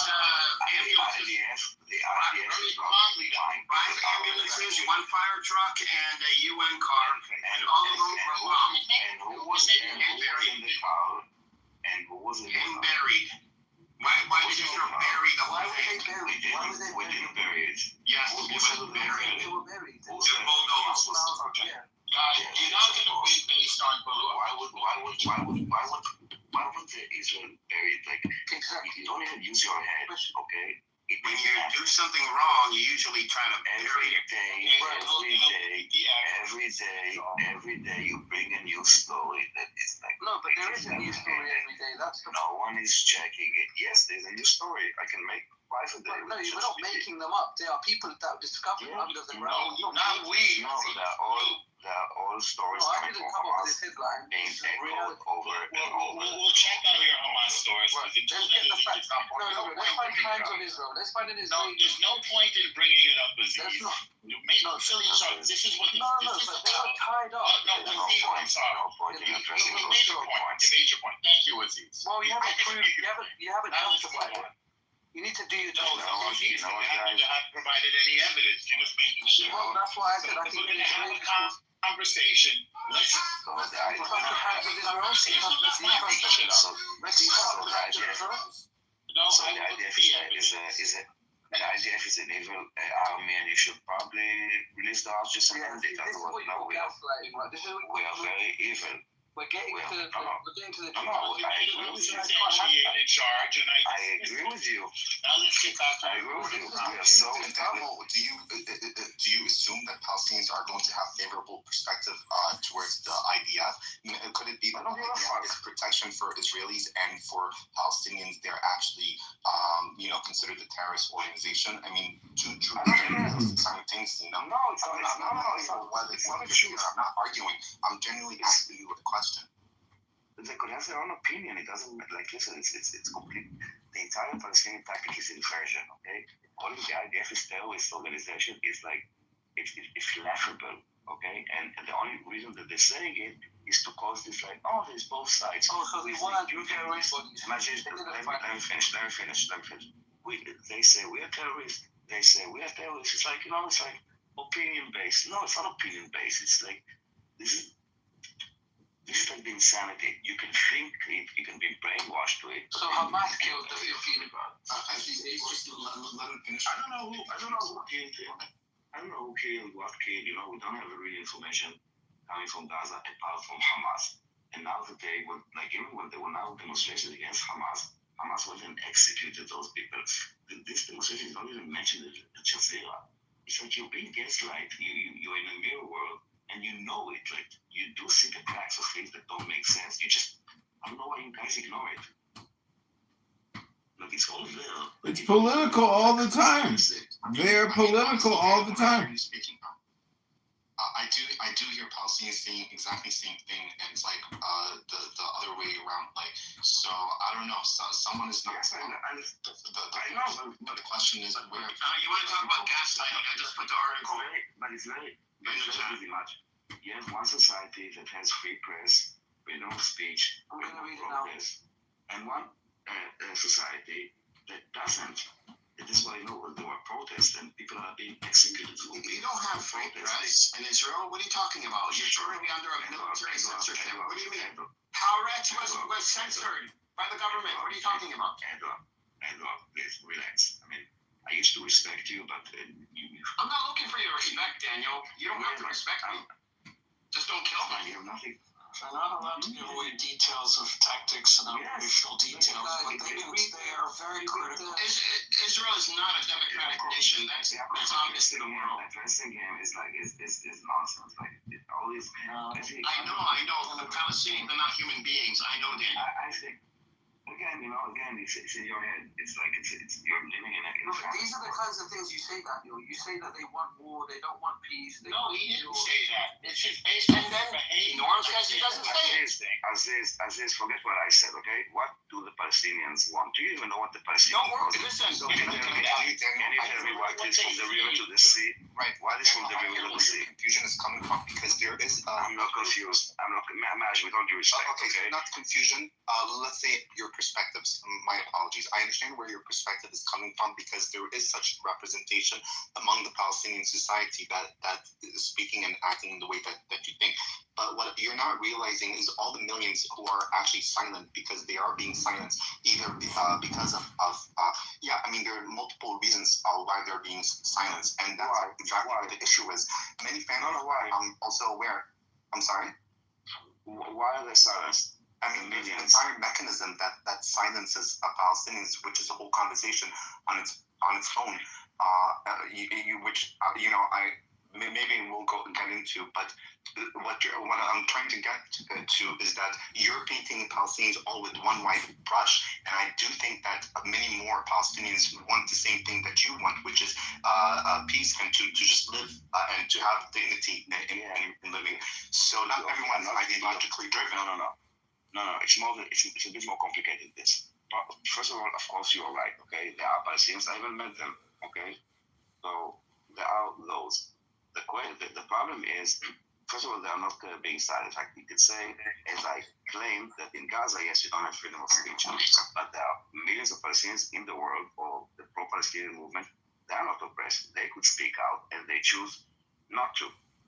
And the Arabs that do call for coexistence are automatically labeled as traitors, as collaborators, as Zionists. Let me speak. Let me finish. You will let me finish, and then you will speak. Go ahead. And that is the problem. The voices that are calling for peace within the Palestinian society, or for coexistence, or for recognized Israel, are, and you should know this, are being labeled as collaborators, are being silenced. Okay, gaslit by you. Okay, can I speak now? That is definitely one truth. Can I finish UFT and I'm. But you heard that Edward immediately said that I was gaslighting. Wait, the problem I'm is specializing in finish it and I will pass it. Oh my God. One second. Unmute everybody. When I hear a new voice, especially of a woman, I want to know what she has to say to the room. Let Lau to speak, please. Lau, speak. Thank you so much. I finished UFT from specializing political science and I'm expert, okay? What you're talking about is bullshit. Give me a resource. What are you talking about, Daniel? Thank you. First of all, I don't care about your degrees. They don't impress me. You are the CBC reader. Relax. I don't know what the CBC. And claims for what? Just relax. Have a normal conversation. No need to attack me personally. What do you want facts for? That you think is bullshit that I said. Show me your resources, like where you came from, like prove your argument. Thank you. What don't you agree with? Prove your argument. What did I say? What did I say that is bullshit? I don't know. You're bullshit. BS. Okay, you don't know. That was amazing. That was an amazing contribution. Thank you very much, It's a step higher than what you said, Daniel. I'm very happy with it. It was very concise. It was very concise. BS. You know how to summarize. BS. Amazing. So guys, of the aid workers, they were. Okay, let me speak. Aziz. I'll let you speak 1 second. I just want to speak. I just want to say something. This is a fact. Of the aid workers that were found, they were bound by their arms, they were tied up, they were shot from close range. We heard this already. We moved past One second. We've had a October 7th.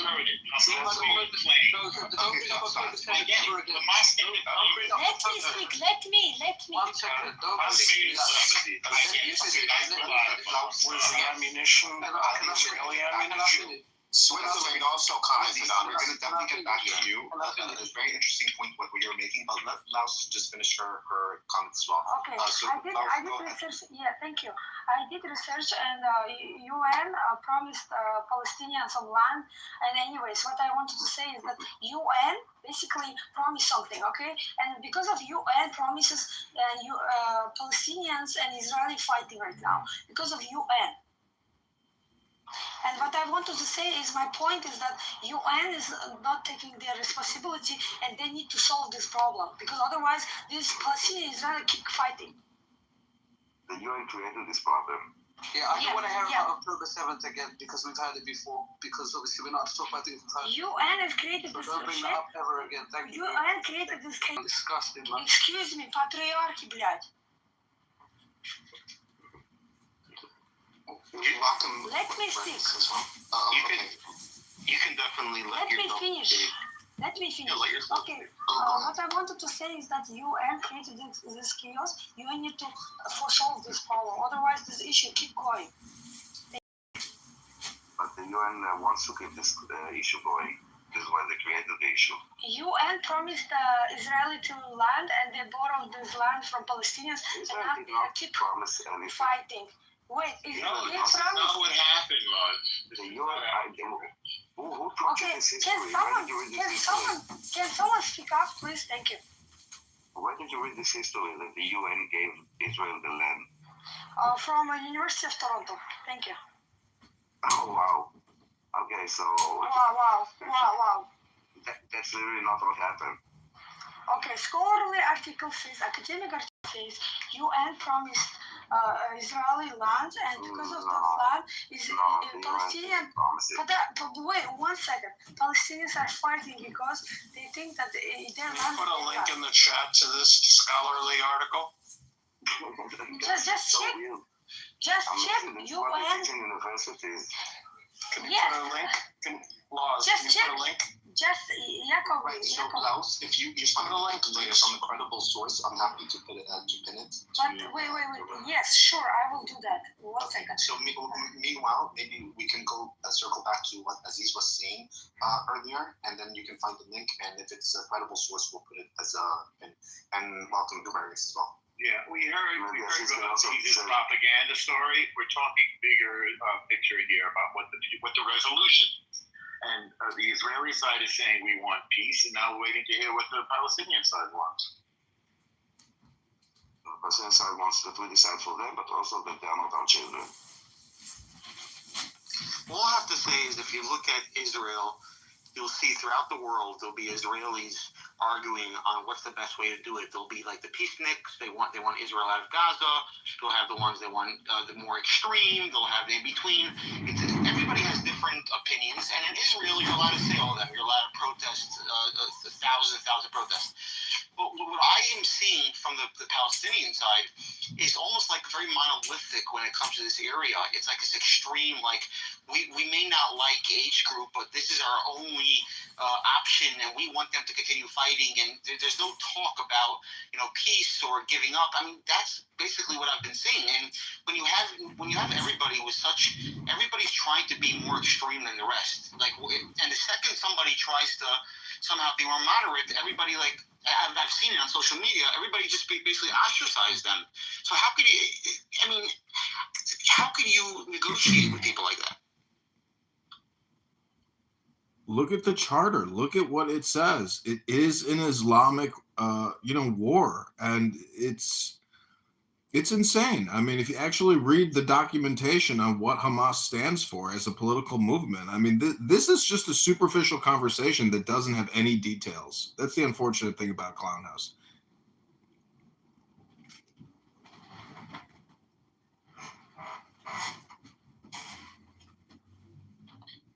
With Aquarius and comedy, do you know any single Palestinians? Do you have Palestinian friends at all in your circles? I personally don't, but I've been on social media for already 3 years. Guys, can you read my article? I've been on social media for 3 years, and I've seen the moderate Palestinians, and they are completely ostracized and bullied and doxxed for coming up with anything more moderate than the other ones. Again, I don't know any personal ones, which obviously is that would be the best. But from what I've been seeing, as opposed to the Jewish groups, you'll see a bunch of different opinions. People have it's the liberals, the Democrats, the conservatives, the Ben Gavirs. It's one big mix of different type of thoughts. But when it comes to the Palestinian side, it's just like this resist. Israelis are schmatzis, G-side, baby killers. It's the same propaganda over and over and over again, and there's nobody that gets up, and groups that get up and say, you know what, let's stop with all this talk, and let's try to demand that this extremist group step down. Let's demand that, IDF, they don't like the IDF. The IDF should get out of there. And let's talk. Let's try to have a little bit of a nuanced way of thinking. I don't see that.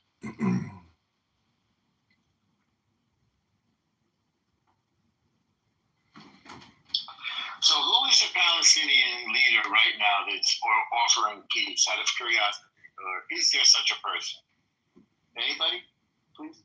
I think Israel killed the chief negotiator. So Israel killed a member of Hamas. Where is the Palestinian? Remember, the legitimate. Hang on, Aziz. Listen to the facts, Aziz. You're going to learn now. The legitimate representative of the Palestinian people is called the Palestinian Authority. You should write this down, Aziz, because I know you don't know much about this. So where is the representative of the Palestinian people calling for peace? And I'm not asking you, Aziz, because I know you don't know, but anybody else in the room. I'll say it again. Where is the representative of the Palestinian people who are asking for peace? Where is our partner for peace? If there is one. I do believe that there are many leaders in Palestinian community that are actively promoting peace, and I do believe that the Palestinian Authority, they're considered by many Palestinians they do kind of promote this idea of two states, and like when there's any type of violence on the checkpoints, the Palestinian Authority tend to also be there to de-escalate. So they're calling for non-violence. So what is the name of the person? And just a second, and they also called it for a diplomatic approach to finding a solution forward. But the same question that Palestinians are having. Wait, Matt, who is the person asking for peace right now? I still ask you that question. First of all, Abu Mazen, as you know, is the head of the state. Yes, but is he asking for peace? Yes, over and over again. Okay. Show us where he has peace. And also, there are many Palestinian peace activists. One of them, mainly, I can think of, is Aziz. Aziz has been very outspoken. He's going, speaking all across the U.S., him and Israeli, and they're calling out for I don't mean a person who's an activist. I mean a representative of the Palestinian people who are offering peace. Yeah, I think that the head of the Palestinian Authority is a very reasonable person, and he's not. He may be, as he offered peace. And they're not promoting violence in any shape or form. So I think that that's really important to mention, and also that there's a lot of silence. When did he offer peace? When did he offer peace? I mean, over and over. Like, you just have to look at the public rhetoric. Let's just take a look at the last time. But Norm, I'm not here to argue back and forth. I'm giving you. Wait. Let me speak, okay? Okay. Peace offer. Okay. Roots of the conflict is going deeper, like colonizing Zionist immigration. So it's all about local. Okay. It's all about peace laws. Yeah. Peace. But wait.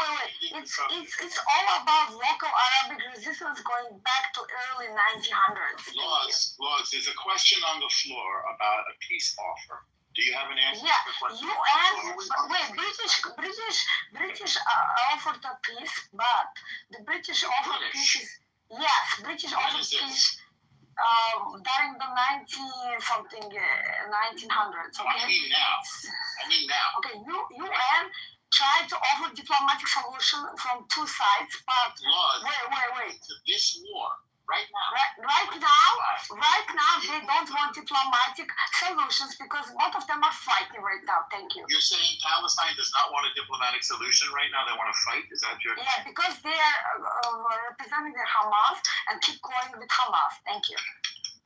Okay. I don't even understand what you're trying very handy. Laos, thank you for your contribution. Thank you. So can I look up this peace offer, Matt? Just check online, okay? I don't care to, I don't care to I'll look it try up. to. No, just a second, Norm. I don't care to try to go and find and research. So every time I say something, I have to back it up with evidence and a thesis, educational. This. No, I know what I know because I go up there because I had conversations with myself. I know what I know. And if So I if could I be ask you honest, for a peace offer, your answer is I know what I know. no. I answered you multiple times, but the question There's didn't. Bibi Netanyahu. You no think that is partner for peace. not So where's the offer for he's peace? the most racist pig that Never mind, you don't like him, but he's the prime minister. So where's the offer on the other side? Who are we negotiating with right now? Clearly not been following the public rhetoric and what. Wait, no. Who are we negotiating with right now? Right. Who should we pick up the phone and talk to? Right. Who can you get? That's a great question. Well, first of all, Palestinians are not in control of their own destiny. So you have to understand that there is no, because the Palestinian Authority is not even a government. The head of the Palestinian Authority is not even really a prime minister. They don't have solid power to come to the tables with Israel. Are you telling me that Abu Mazen couldn't offer peace? Yeah, Maj, can I just interrupt here?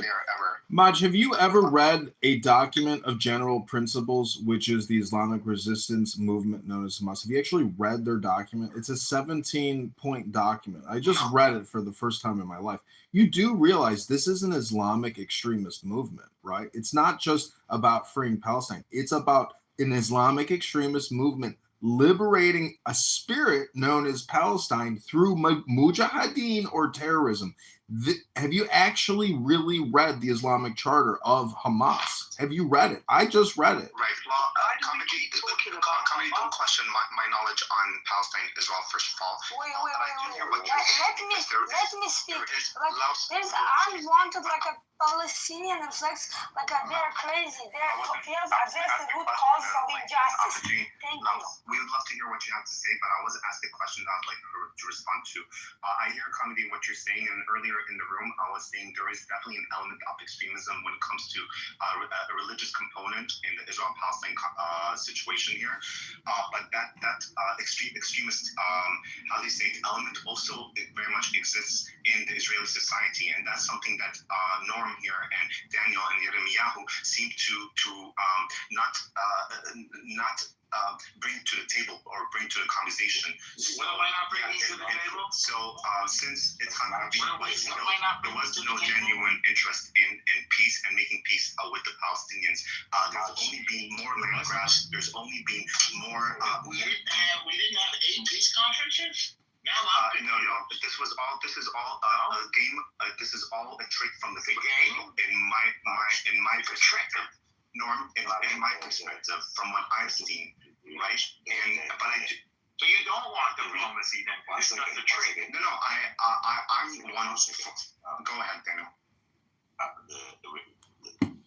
Both sides' argument doesn't really work. Yes, there are elements. The Israelis there are all kinds of elements, but to compare a minor group, also like a faction, to a majority, this is when you are lying to yourself. Now, regarding the Israeli society, if they will, again, I don't think that you guys really understand how serious I am when I tell everyone security and peace. If they will, the Israelis don't want to go to the army, don't want to be in checkpoints and in Gaza and do 500 reserve day, okay? Yo, Chris, people are leaving messages on my YouTube chat saying, what the fuck does this have to do with Longmont Potion Castle? People are pissed that I'm putting up fake LPC. They're using the hashtag LPC. It's causing chaos in the LPC world. They can't tell if it's a prank call or not. If we will see an effort, even the slightest effort towards it, then we will be convinced. But I will tell you that me, as a person, people think everything's a prank call. Solution and very much believing in coexistence. Yes, we just need to do this and just do this and found some comedy that you really enjoy. Yeah, because I've been prank calling since high school. I would prank call people. I figured out a way. There was an app called Phone to Phone or Net to Phone, and you could connect any 2 numbers for free. So I would sit in the library and I would like call the secretary's desk and then have it call the dean's office, and then she'd be like, "Hello, this is Susan," and they'd be like, "Hi, this is Janet. Like, how can I help you, Janet? Susan, why are you like?" Oh my! So eventually they realized somebody was like maliciously connecting the telephones throughout the school. They literally called the FBI to try to figure out like why their entire phone network in the high school went into chaos. But it was me. It was all me. I caused the school to actually have total chaos because like it was wasting everybody's time and they were going bananas. You just gaslit. There was no occupation in 1967. There was no occupation. No, that was an example. Hang on a second. Just to clear it, just an example. It's not by name. Does it exist or not? We actually, when we have a terrorist, for example, Baruch Goldstein, we call him a terrorist. We don't name streets after him and teaching a school we prosecute them. Can Amos get a blue badge? Oh, just a second, Wednesday. I don't know if it was went down because I actually Get him back up, and this is his room. I want to address something in the chat. Yakov, click through to the PDF and you can see the updated version, actually published by Hamas. Right. Well, So you would talk They updated it so there was no occupation. There was no occupation. So guys, just FYI, I don't know what happened to Amos. He went down the audience, and I think he made things Maybe he's sleeping. Thank you. No, he's not sleeping.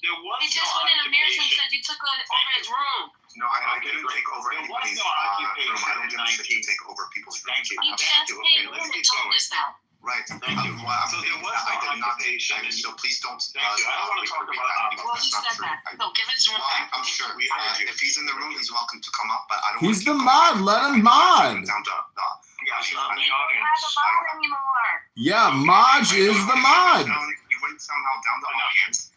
So I don't know what happened. So there was no occupation. Thank you, Max. Thank you. So there was no occupation in 1967. The Arabs attacked anyway. We completely withdrew from Gaza, and the result is what you see today. So it does not seem that the occupation is the reason for all these problems, and it does not seem like you want to Edward's stay. still in here? No. Because when you had territory, you turned it into all a Jews. terror tunnel, honeycombed weapon to kill Jews. So you don't have any credibility when it says either that the occupation is your reason for attacking or that you want to have a state. What you wanted was Gaza. You got Gaza, and now we're going to destroy this weapon that you created to kill Jews. So you're going to have to come up with another argument. Nor has anybody said to me one time, who are we supposed to talk to? The only representative that I know of the Palestinian people is Abu Mazen. Where is he? Is he in favor of October 7th? Did he condemn it? Is he opposed to it? Is he leading the Palestinian people? If you have Norm, just a second, because Amos is here and he's raising the hand. If you have, but I'm making some important. No, just a second. But if you have no leader, Amos, I didn't say. Just a second. Amos, I didn't send you down the audience. I don't know why you're down the audience. Welcome back to the Walnut Potion Cancel podcast where we're talking to Dr. Julie. Yeah, like, I don't know what's going on. I'm inviting you out. You just have to exit the room and then come back and... The user has already been invited to this room. That's what it was when I invited. yeah, well, that's the one mod. I'll normal, and I'll normal to do it. Hold on. Maj, you can change your Yeah, I can bring him up. Hold on 1 second. Actually, Maj, why don't you give me the green bean? I'll bring him up and then I'll set myself down. Hold on 1 second. Maj, you can change your own text, so you don't need to raise your hands, and then you can just unmute and come up. So I'm going to mod Linda. Linda, are you there? If I mod you, maybe you're going to be able to bring him up. Just mod Daniel. Daniel's a super mod. Or mod El Norma. Who cares? I'll do it. Yes, I don't give it to No, you. don't mod a woman. Don't mod a woman. We have our quota of I'll lie, promise. Wallahi, this is a minion. This is Yaakov. I'm happy to. Yeah, you can mod me for a second. Oh, Yaakov. Not you. Actually, Yaakov, can I mod you? Yeah, sure. And then you can bring up Norm. Yeah, I have no clue what happened, but Bring up Norm? Amos. I'm so used to sending Norm down the audience that and I spoke. No, not next to me. But yeah, Okay, so three important points. Once again, there wasn't enough of the conversation about moderation. Okay, I just come up and stuff. okay. Hold on now. Let me make a launch. Okay, you don't have to say it out loud, Jakob. You did it. Okay. Correct. So So there was no occupation in 1967, but the Arabs attacked anyway. So obviously that's not a plausible explanation for the violence from the Palestinians. And there were no Jews in Pepe, Gaza. sir. Pepe would be good for Longmont. You had your model for a Palestinian Pepe's like a state perfect that was Longmont. Gaza. We withdrew from it, and you turned it into a weapon to kill Jews. So there is no indication. Actually, Norm would be a good Longmont too. To your neighbors, and there is no See if I can cause of film any more of these occupation as a Longmonts. reason for the violence that has ensued. Finally, we have nobody to talk to. Is Abu Mazen in favor of the October 7th or against it? Is he offering peace, or does he pay people when they kill Jews? So I say we're in a very bad position now. We have nobody to talk to, and we're now completing a war against Gaza in order to eliminate the terroristic weapon that the Palestinians have turned Gaza into. We have a big problem on our hands now, and it looks like it's going in one direction. I don't see any Palestinians asking for peace.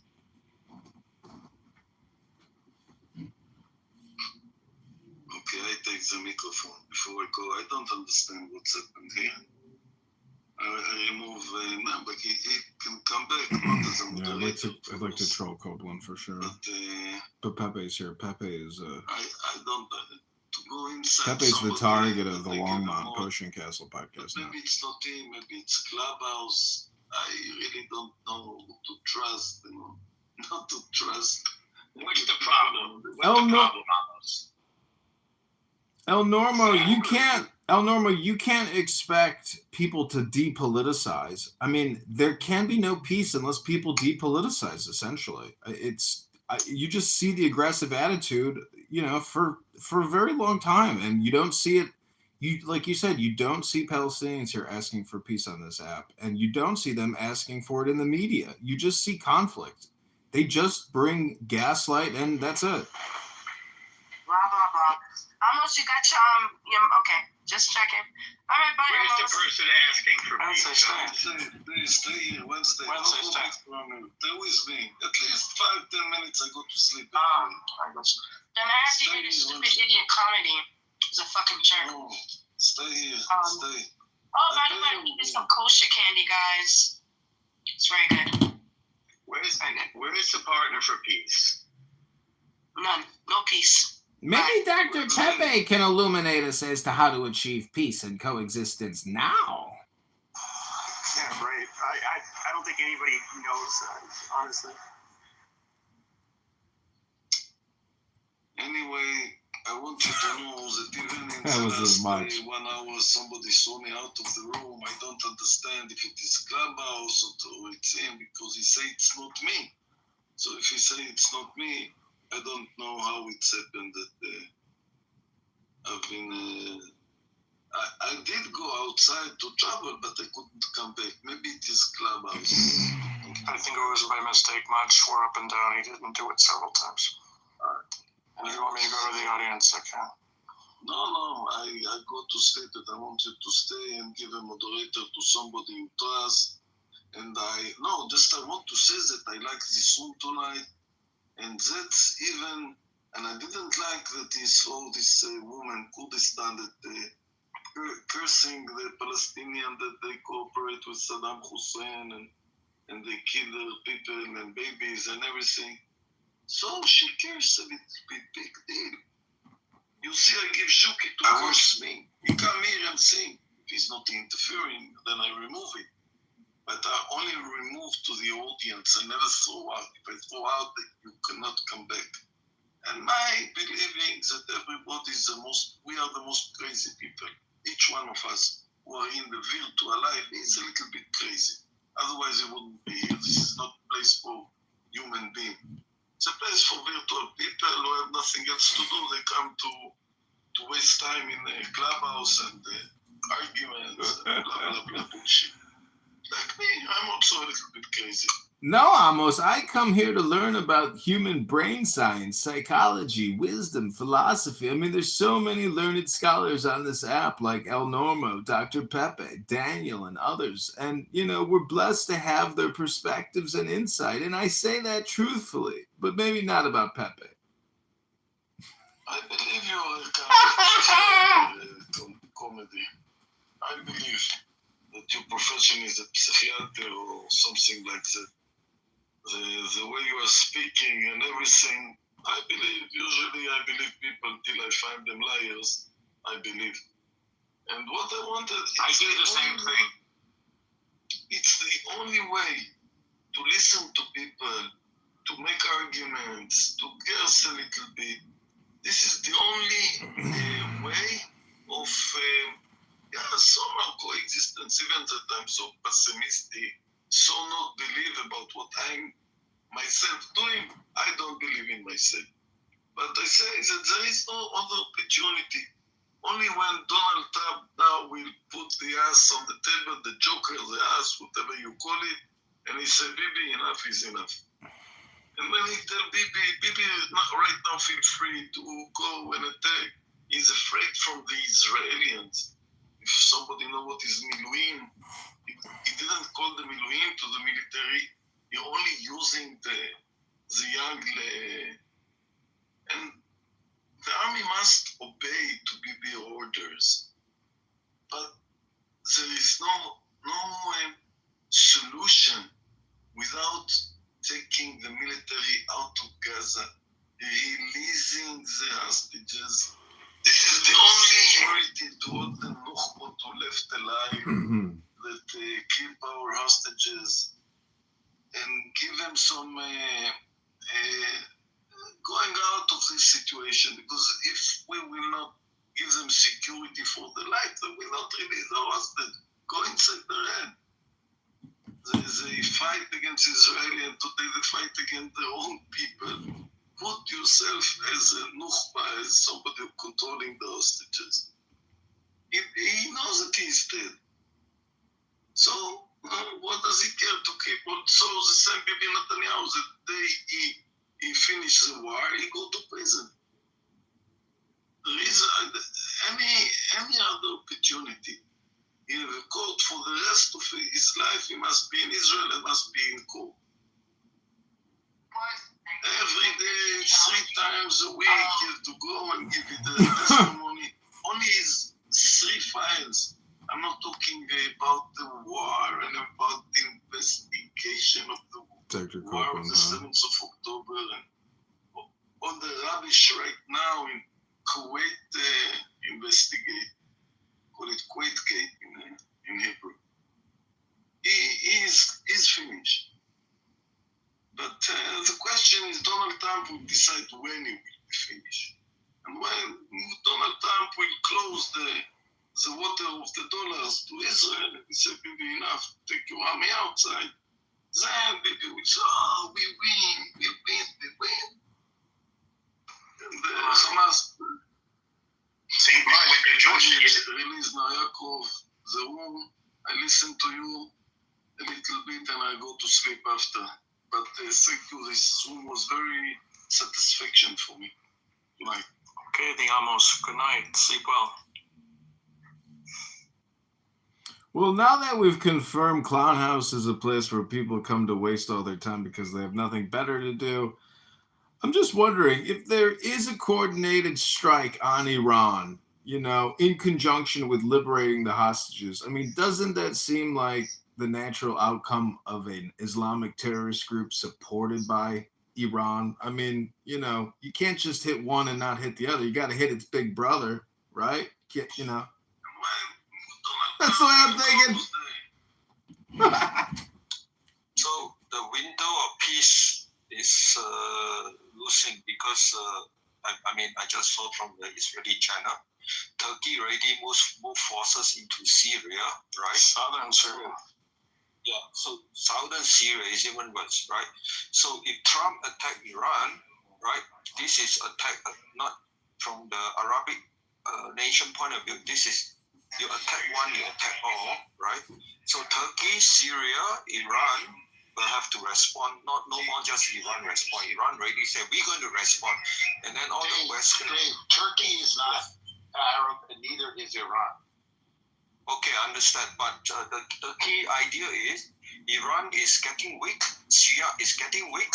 Iran used to be the mother of Octobers with all the tentacle to Hamas, Hezbollah, UT, and all this thing. Now it's getting weak, right? So this is an opportunity for the second person used to be second person to jump to the first position, and that is Turkey Sunni, right? And this is why and Erdogan has been always very ambitious for this position, and now is the opportunity, even with all the opposition coming from within Turkey. But since for many months, Turkey has been moving the society toward more Islam, more extreme Islam. So that's one of the reasons for the opposition party, because they do not want where Erdogan is bringing them. They are fighting back. So this is one of the silver lining. There is opposition in Turkey, but Erdogan is going to finish the job. He started saying we got to destroy Israel since August.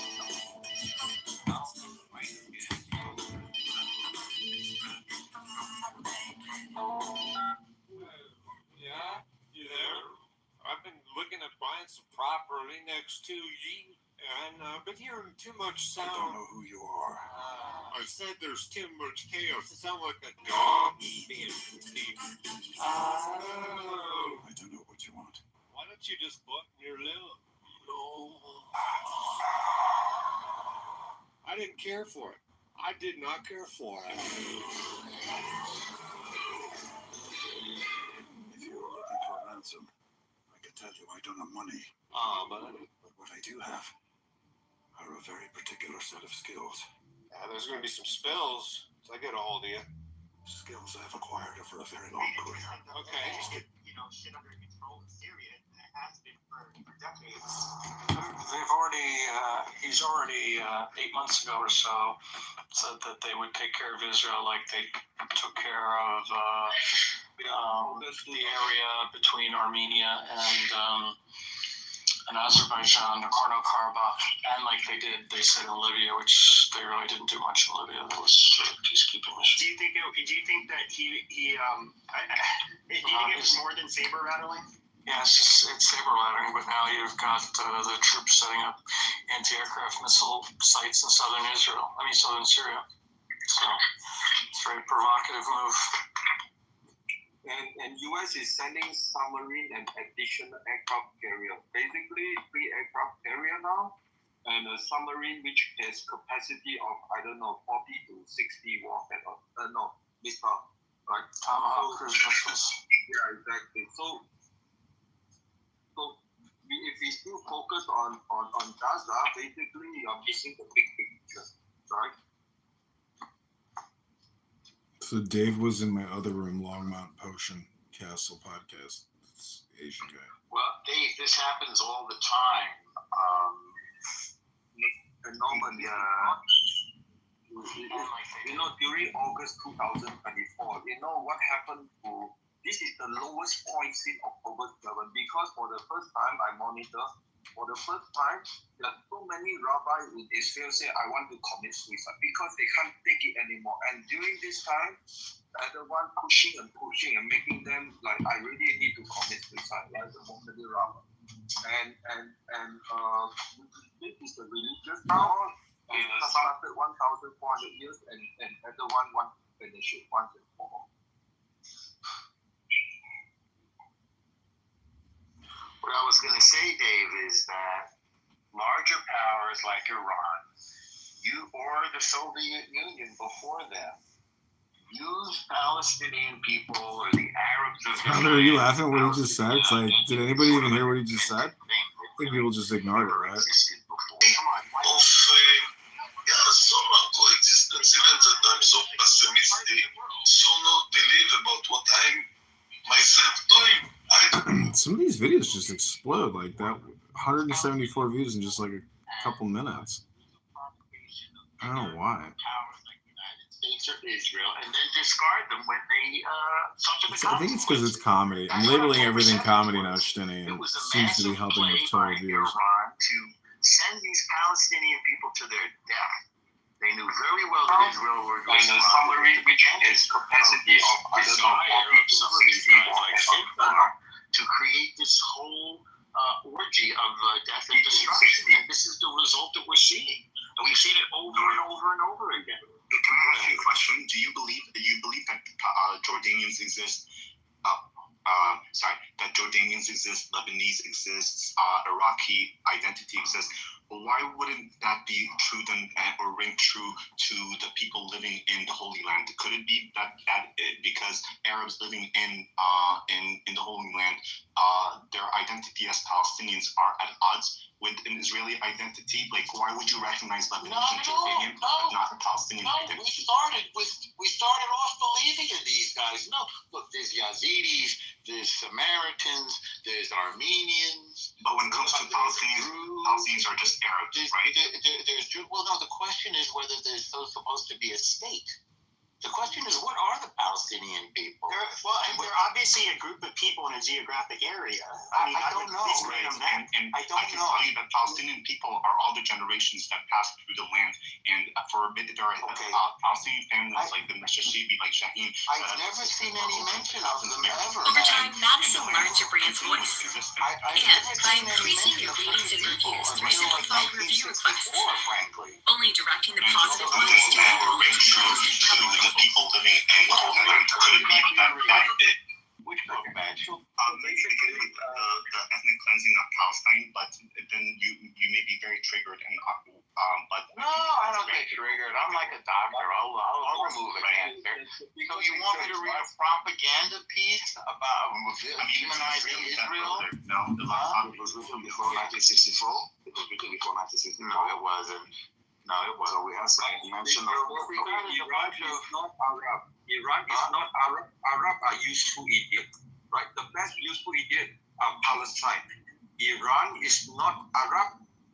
Iran is Persian, and they need useful idiot. The first idiots are the Hamas and Palestine. The second layer of idiot are those in the West. Those are protesting in the campus. These are useful idiot, but the best idiot are Palestine.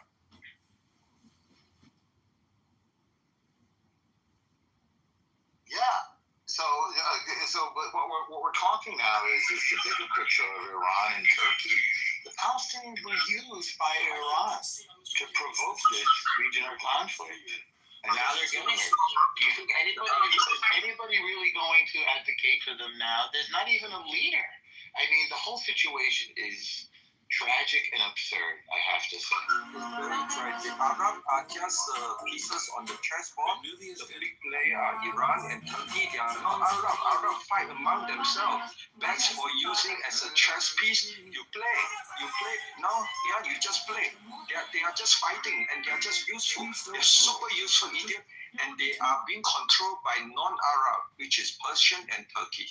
That's how stupid the situation, and mostly tragic. Dave, I think you did seem to forget to mention also the U.S., which is has major interest in the region. U.S. is a big Satan for Iran. Iran said we want to destroy big Satan, and in doing so, we need a lot of useful idiots, and the Arab are the best useful idiots. And then we infiltrate U.S. University and have a lot of Western American campus useful idiots. That started over the past 20 years with Qatari funding to reach $10 billion. 2005, start building tunnel, everything. You are the best useful idiot. That is how sad and tragic. I always wonder this question. Does the counselor go to a counselor? Absolutely. Yeah. And the motivation started 1,400. Yeah. How are you going to relate?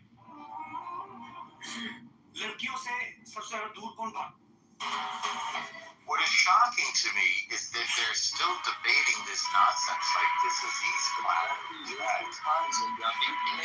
It's tragic. So they're going through with this like, meanwhile, the story is over, and you're still trying to sell. October 7th is over. So you're still trying to sell the same October 7th is over, no. Gaza is over, Aziz. And that's what you're not facing. I mean, it's not. Unfortunately, it's not.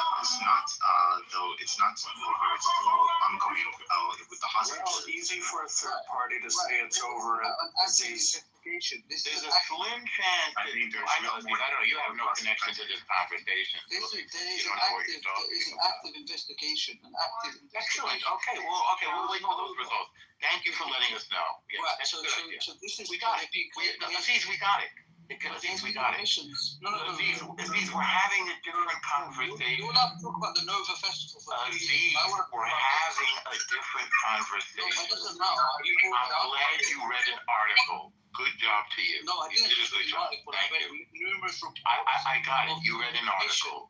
Good job. You also read The article actually doesn't support Aziz. You read a nice article. short-range execution. Yes, but the article doesn't support your assertion. If you have an article that says that the article says they were shot at close range, don't have the ammunition type to tell whether it's Israeli versus Hamas because they're different weaponry. It says that they fired at the van, which was driving erratically towards them. That's been a known tactic to use any type of vehicle to try to go up and explode it near troops. So they fired at them. Didn't say that they fired at them at close range, like execution style. Firing at a van sounds like something that's from a distance or more than behind the head, which is execution style. So if you have an article that has evidence of what you're talking about, I'm happy to read it. Yaakov, this is the thing. This has a Hamas atrocity written all over it. They're known for slaughtering their own people. They're known for slaughtering their own people. We're having a civilized What happened in Gaza is that unfortunately they did massacre, and that human life in Palestine is deemed, human life is basically. So Yaakov, You guys, can I get some information? I wouldn't do that. I mean, Okay, let's have a one-line that's not happening. policy.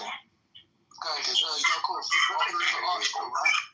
I read through the article and it didn't support what you said. There are other articles. I don't want to keep arguing. It's not the first thing they put mass graves about Hamas. Beginning of the war. I can give some information about this. Daniel, Be quiet. hold on, let Daniel add some information. 1 second. Let's let Daniel add some I information. don't think it's so triggering that soldiers there have so much hatred that they would actually do this. Let me just address what Yaakov said. No, we very briefly, very quickly. It's already you're stuck on afraid of? Why are you scared? Aziz, I'm afraid of being bored by your foolishness. Just let Terrified of your lack of intelligence. Can you summarize in 30 seconds? Okay, take your 30 seconds quickly, Aziz. Summarize Much in 30 nicer to you seconds. than I would be. Thank you, Yaakov. Yaakov is much nicer to you than I would be. Aziz, if this room isn't a good fit for you, Aziz, then go find another room. So, Aziz, first 30 seconds, and then let's hear from you. Go ahead. Thank you. I'm trying to be civilized here. So, in reference You're failing. 1 second, no, just 30 seconds, though. Go ahead. control yourself.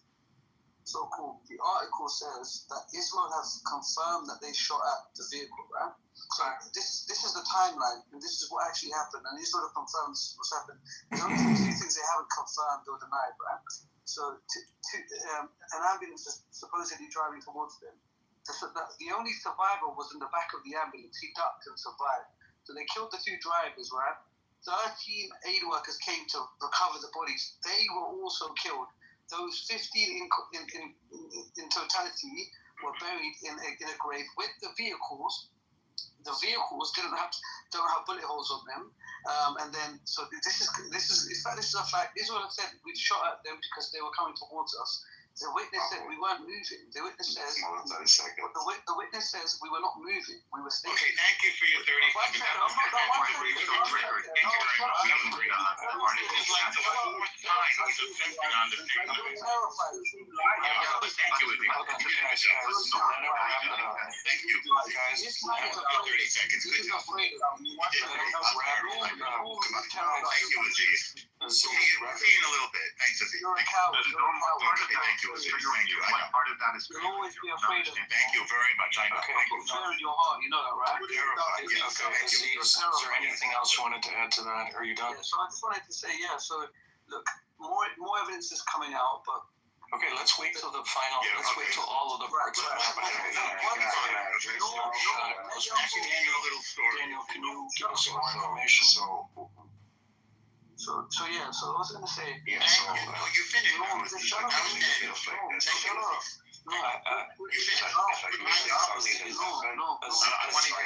Basically creates like a different narrative. Right, so let's get the different narrative argument. Quiet is the quiet. Can you let him Follow up the story. Thank you. Daniel wants to story. No, shut up. Let This could be your little story. Shut up. You guys be quiet. Let Daniel speak. Just Daniel.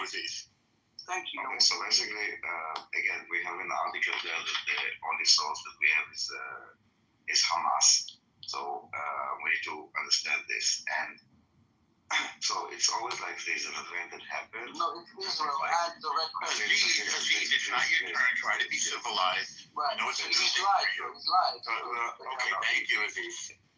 Okay, I can start by saying that everything, like I said, everything that was just said is nonsense, and now I will address it. Okay, so I said you don't need to stop and say I lied because basically this is my claim. Okay. Israel confirmed it. Thank you, Aziz. Thank you. For one thing, just do me a favor, Uncle. Send him down. He's not going to let Daniel speak. Send him down. I will try. Aziz, please. Send him down. I'll be quiet. It's always the same. I have to go down. I have to be It's always the same thing. It's basically there's like a shred of truth, and then they create like this around it. Now, Hamas is using, ambulances and expressways and everything, and it's a known fact that anyone that says that they don't is like lying to themselves. But this event, I wonder if Aziz knows what time it was. I don't think he knows. The Guardian just like eyewitness report because those that claim nothing that is evidence. Now it was in the middle of the night. The ambulance, basically they had like coordination all the time. So this ambulance did it without coordination, in the middle of the night, without lights, and without any other lights. The people that were killed were feeling like Hamas terrorists. So that is the story. Now, in order, Hamas cannot be shamed to say that we used an ambulance and we killed one of our own. Okay, you spin the narrative and send it to Hamas and you everyone is good and evil is a usual suspect. They have a very low standards of verification. You can see it throughout 17 months. And this is what happened. They were buried. No one would ask questions.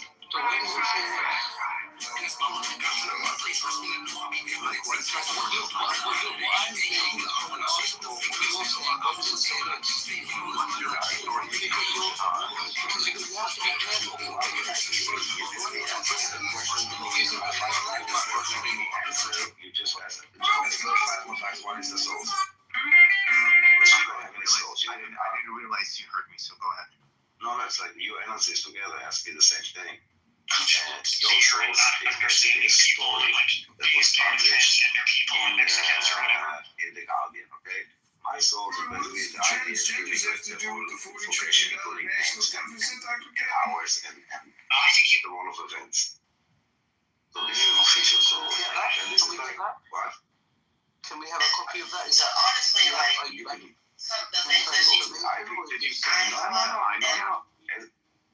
just think that the IDF was the source. Yes. And you think that they're a reliable source, not a skewed source that has military objectives? It's kind of a little ridiculous to think that they would tell you the full truth, especially when a story makes it internationally, that they would create a narrative to tell. And it's not uncommon, Daniel, maybe it's not uncommon that this has happened all throughout the war. Actually, it never happened. That's great. Actually, the things that they've done in Afghanistan. Hold on. Let's not play bingo with this example. There were many allegations against the IDF like this one, but I can tell you that yes, I do believe the IDF, because the IDF has accountability, responsibility, and all the moral code, and all the people and how they act there. And yes, it's not a political army. And yes, there are objectives, but fabricating, there's too many people involved. You need to understand that the IDF is like, we are all part of the IDF. It's not like a secret organization that is small. Okay? You cannot hide this kind of shit. Can we get like do you have an English language source you can pin? Daniel? I would strongly disagree with you, Daniel, unfortunately. I also just want to add another thing with all the public rhetoric that exists in Israel today, with the narrative that exists towards Palestinians, especially the one that assumes Palestinians are the Amalekites, which God tells David to go and kill all the kids. So just a second, yes, but you're talking about authorities, but we're speaking about authorities that look at reality through the lens of 2,000-year script, and that's something that we cannot remove from the equation. Deprivation,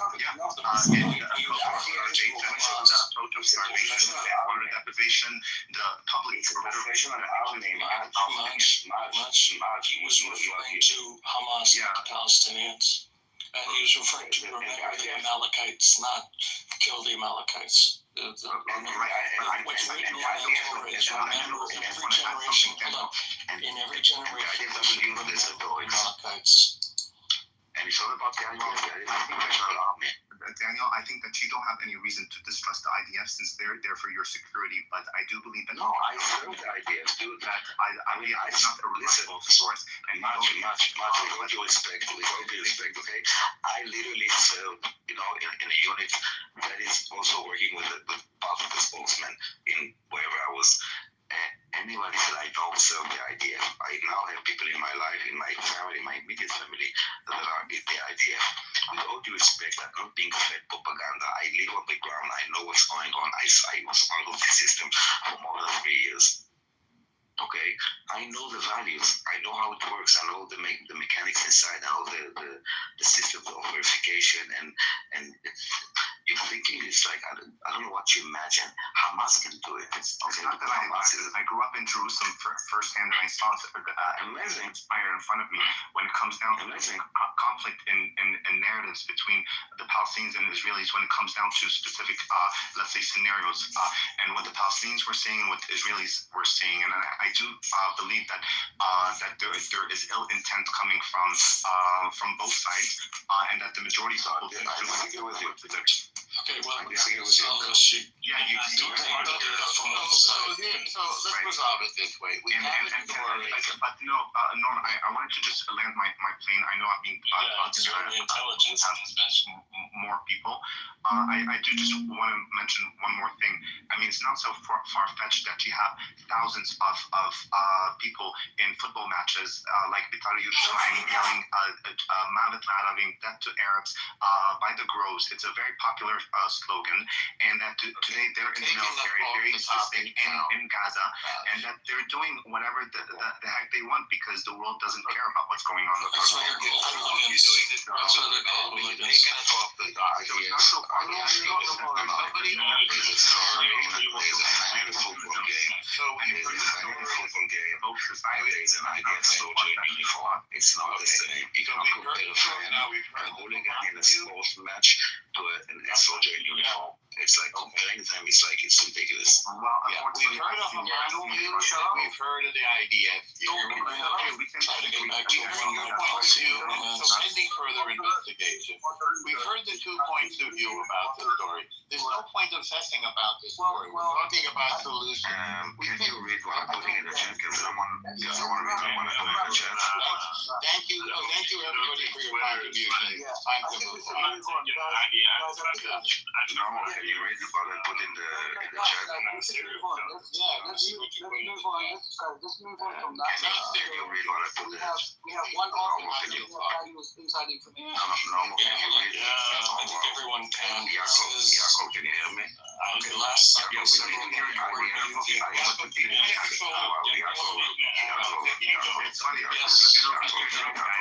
how we do it. I know, I saw it. Okay. Yeah, so what do you think? Okay, Yaakov, okay, I'm going to read now what Daniel just sent me. Thank you. The IDF did not randomly My attack lieutenant, an ambulance. Please don't interrupt. You can talk when I'm. Yes, a The lieutenant. IDF did not randomly attack an ambulance on March 23rd. Let me walk through what happened step by step. Number one, last Sunday, several uncoordinated vehicles were identified advancing suspiciously towards IDF troops without headlights or emergency signals. IDF troops then opened fire at the suspected vehicles. Earlier that day, cars that did not belong to terrorists were coordinated and passed safely on the same route. Two, following an initial assessment, it was determined that the forces had eliminated a Hamas military operative, Mohammed Amin Ibrahim Shubaki, which took part in the October 7th massacre, along with 8 other terrorists of Hamas and the Islamic Jihad. Three, after coordination between the IDF and international organizations, the evacuation of bodies was carried out. It's truly not surprising that terrorists are once again exploiting medical facilities and equipment for their activities. When terrorists act in an active combat zone, we will do whatever it takes to protect our civilians and troops. Can you post that? It's posted in the chat. It's in the chat. I have to repeat the last part. When terrorists You can cut and paste it. Yes. When terrorists act on IDF forces, we will do whatever it takes in order to answer the threat. Now, because you can't control yourself, Aziz, when terrorists act in an active combat zone, we will do whatever it takes to protect our civilians and troops. So there you have it. So you wasted another hour of our time, Aziz. Good job. So why did they bury the body? Aziz. Hold on, Aziz, that has not been determined who did that. So let's not speculate. Yes, Jack. Jack, what do you want to talk about? This guy's story and his point of view of what happened, he's saying basically they saw a vehicle, suspicious vehicle, and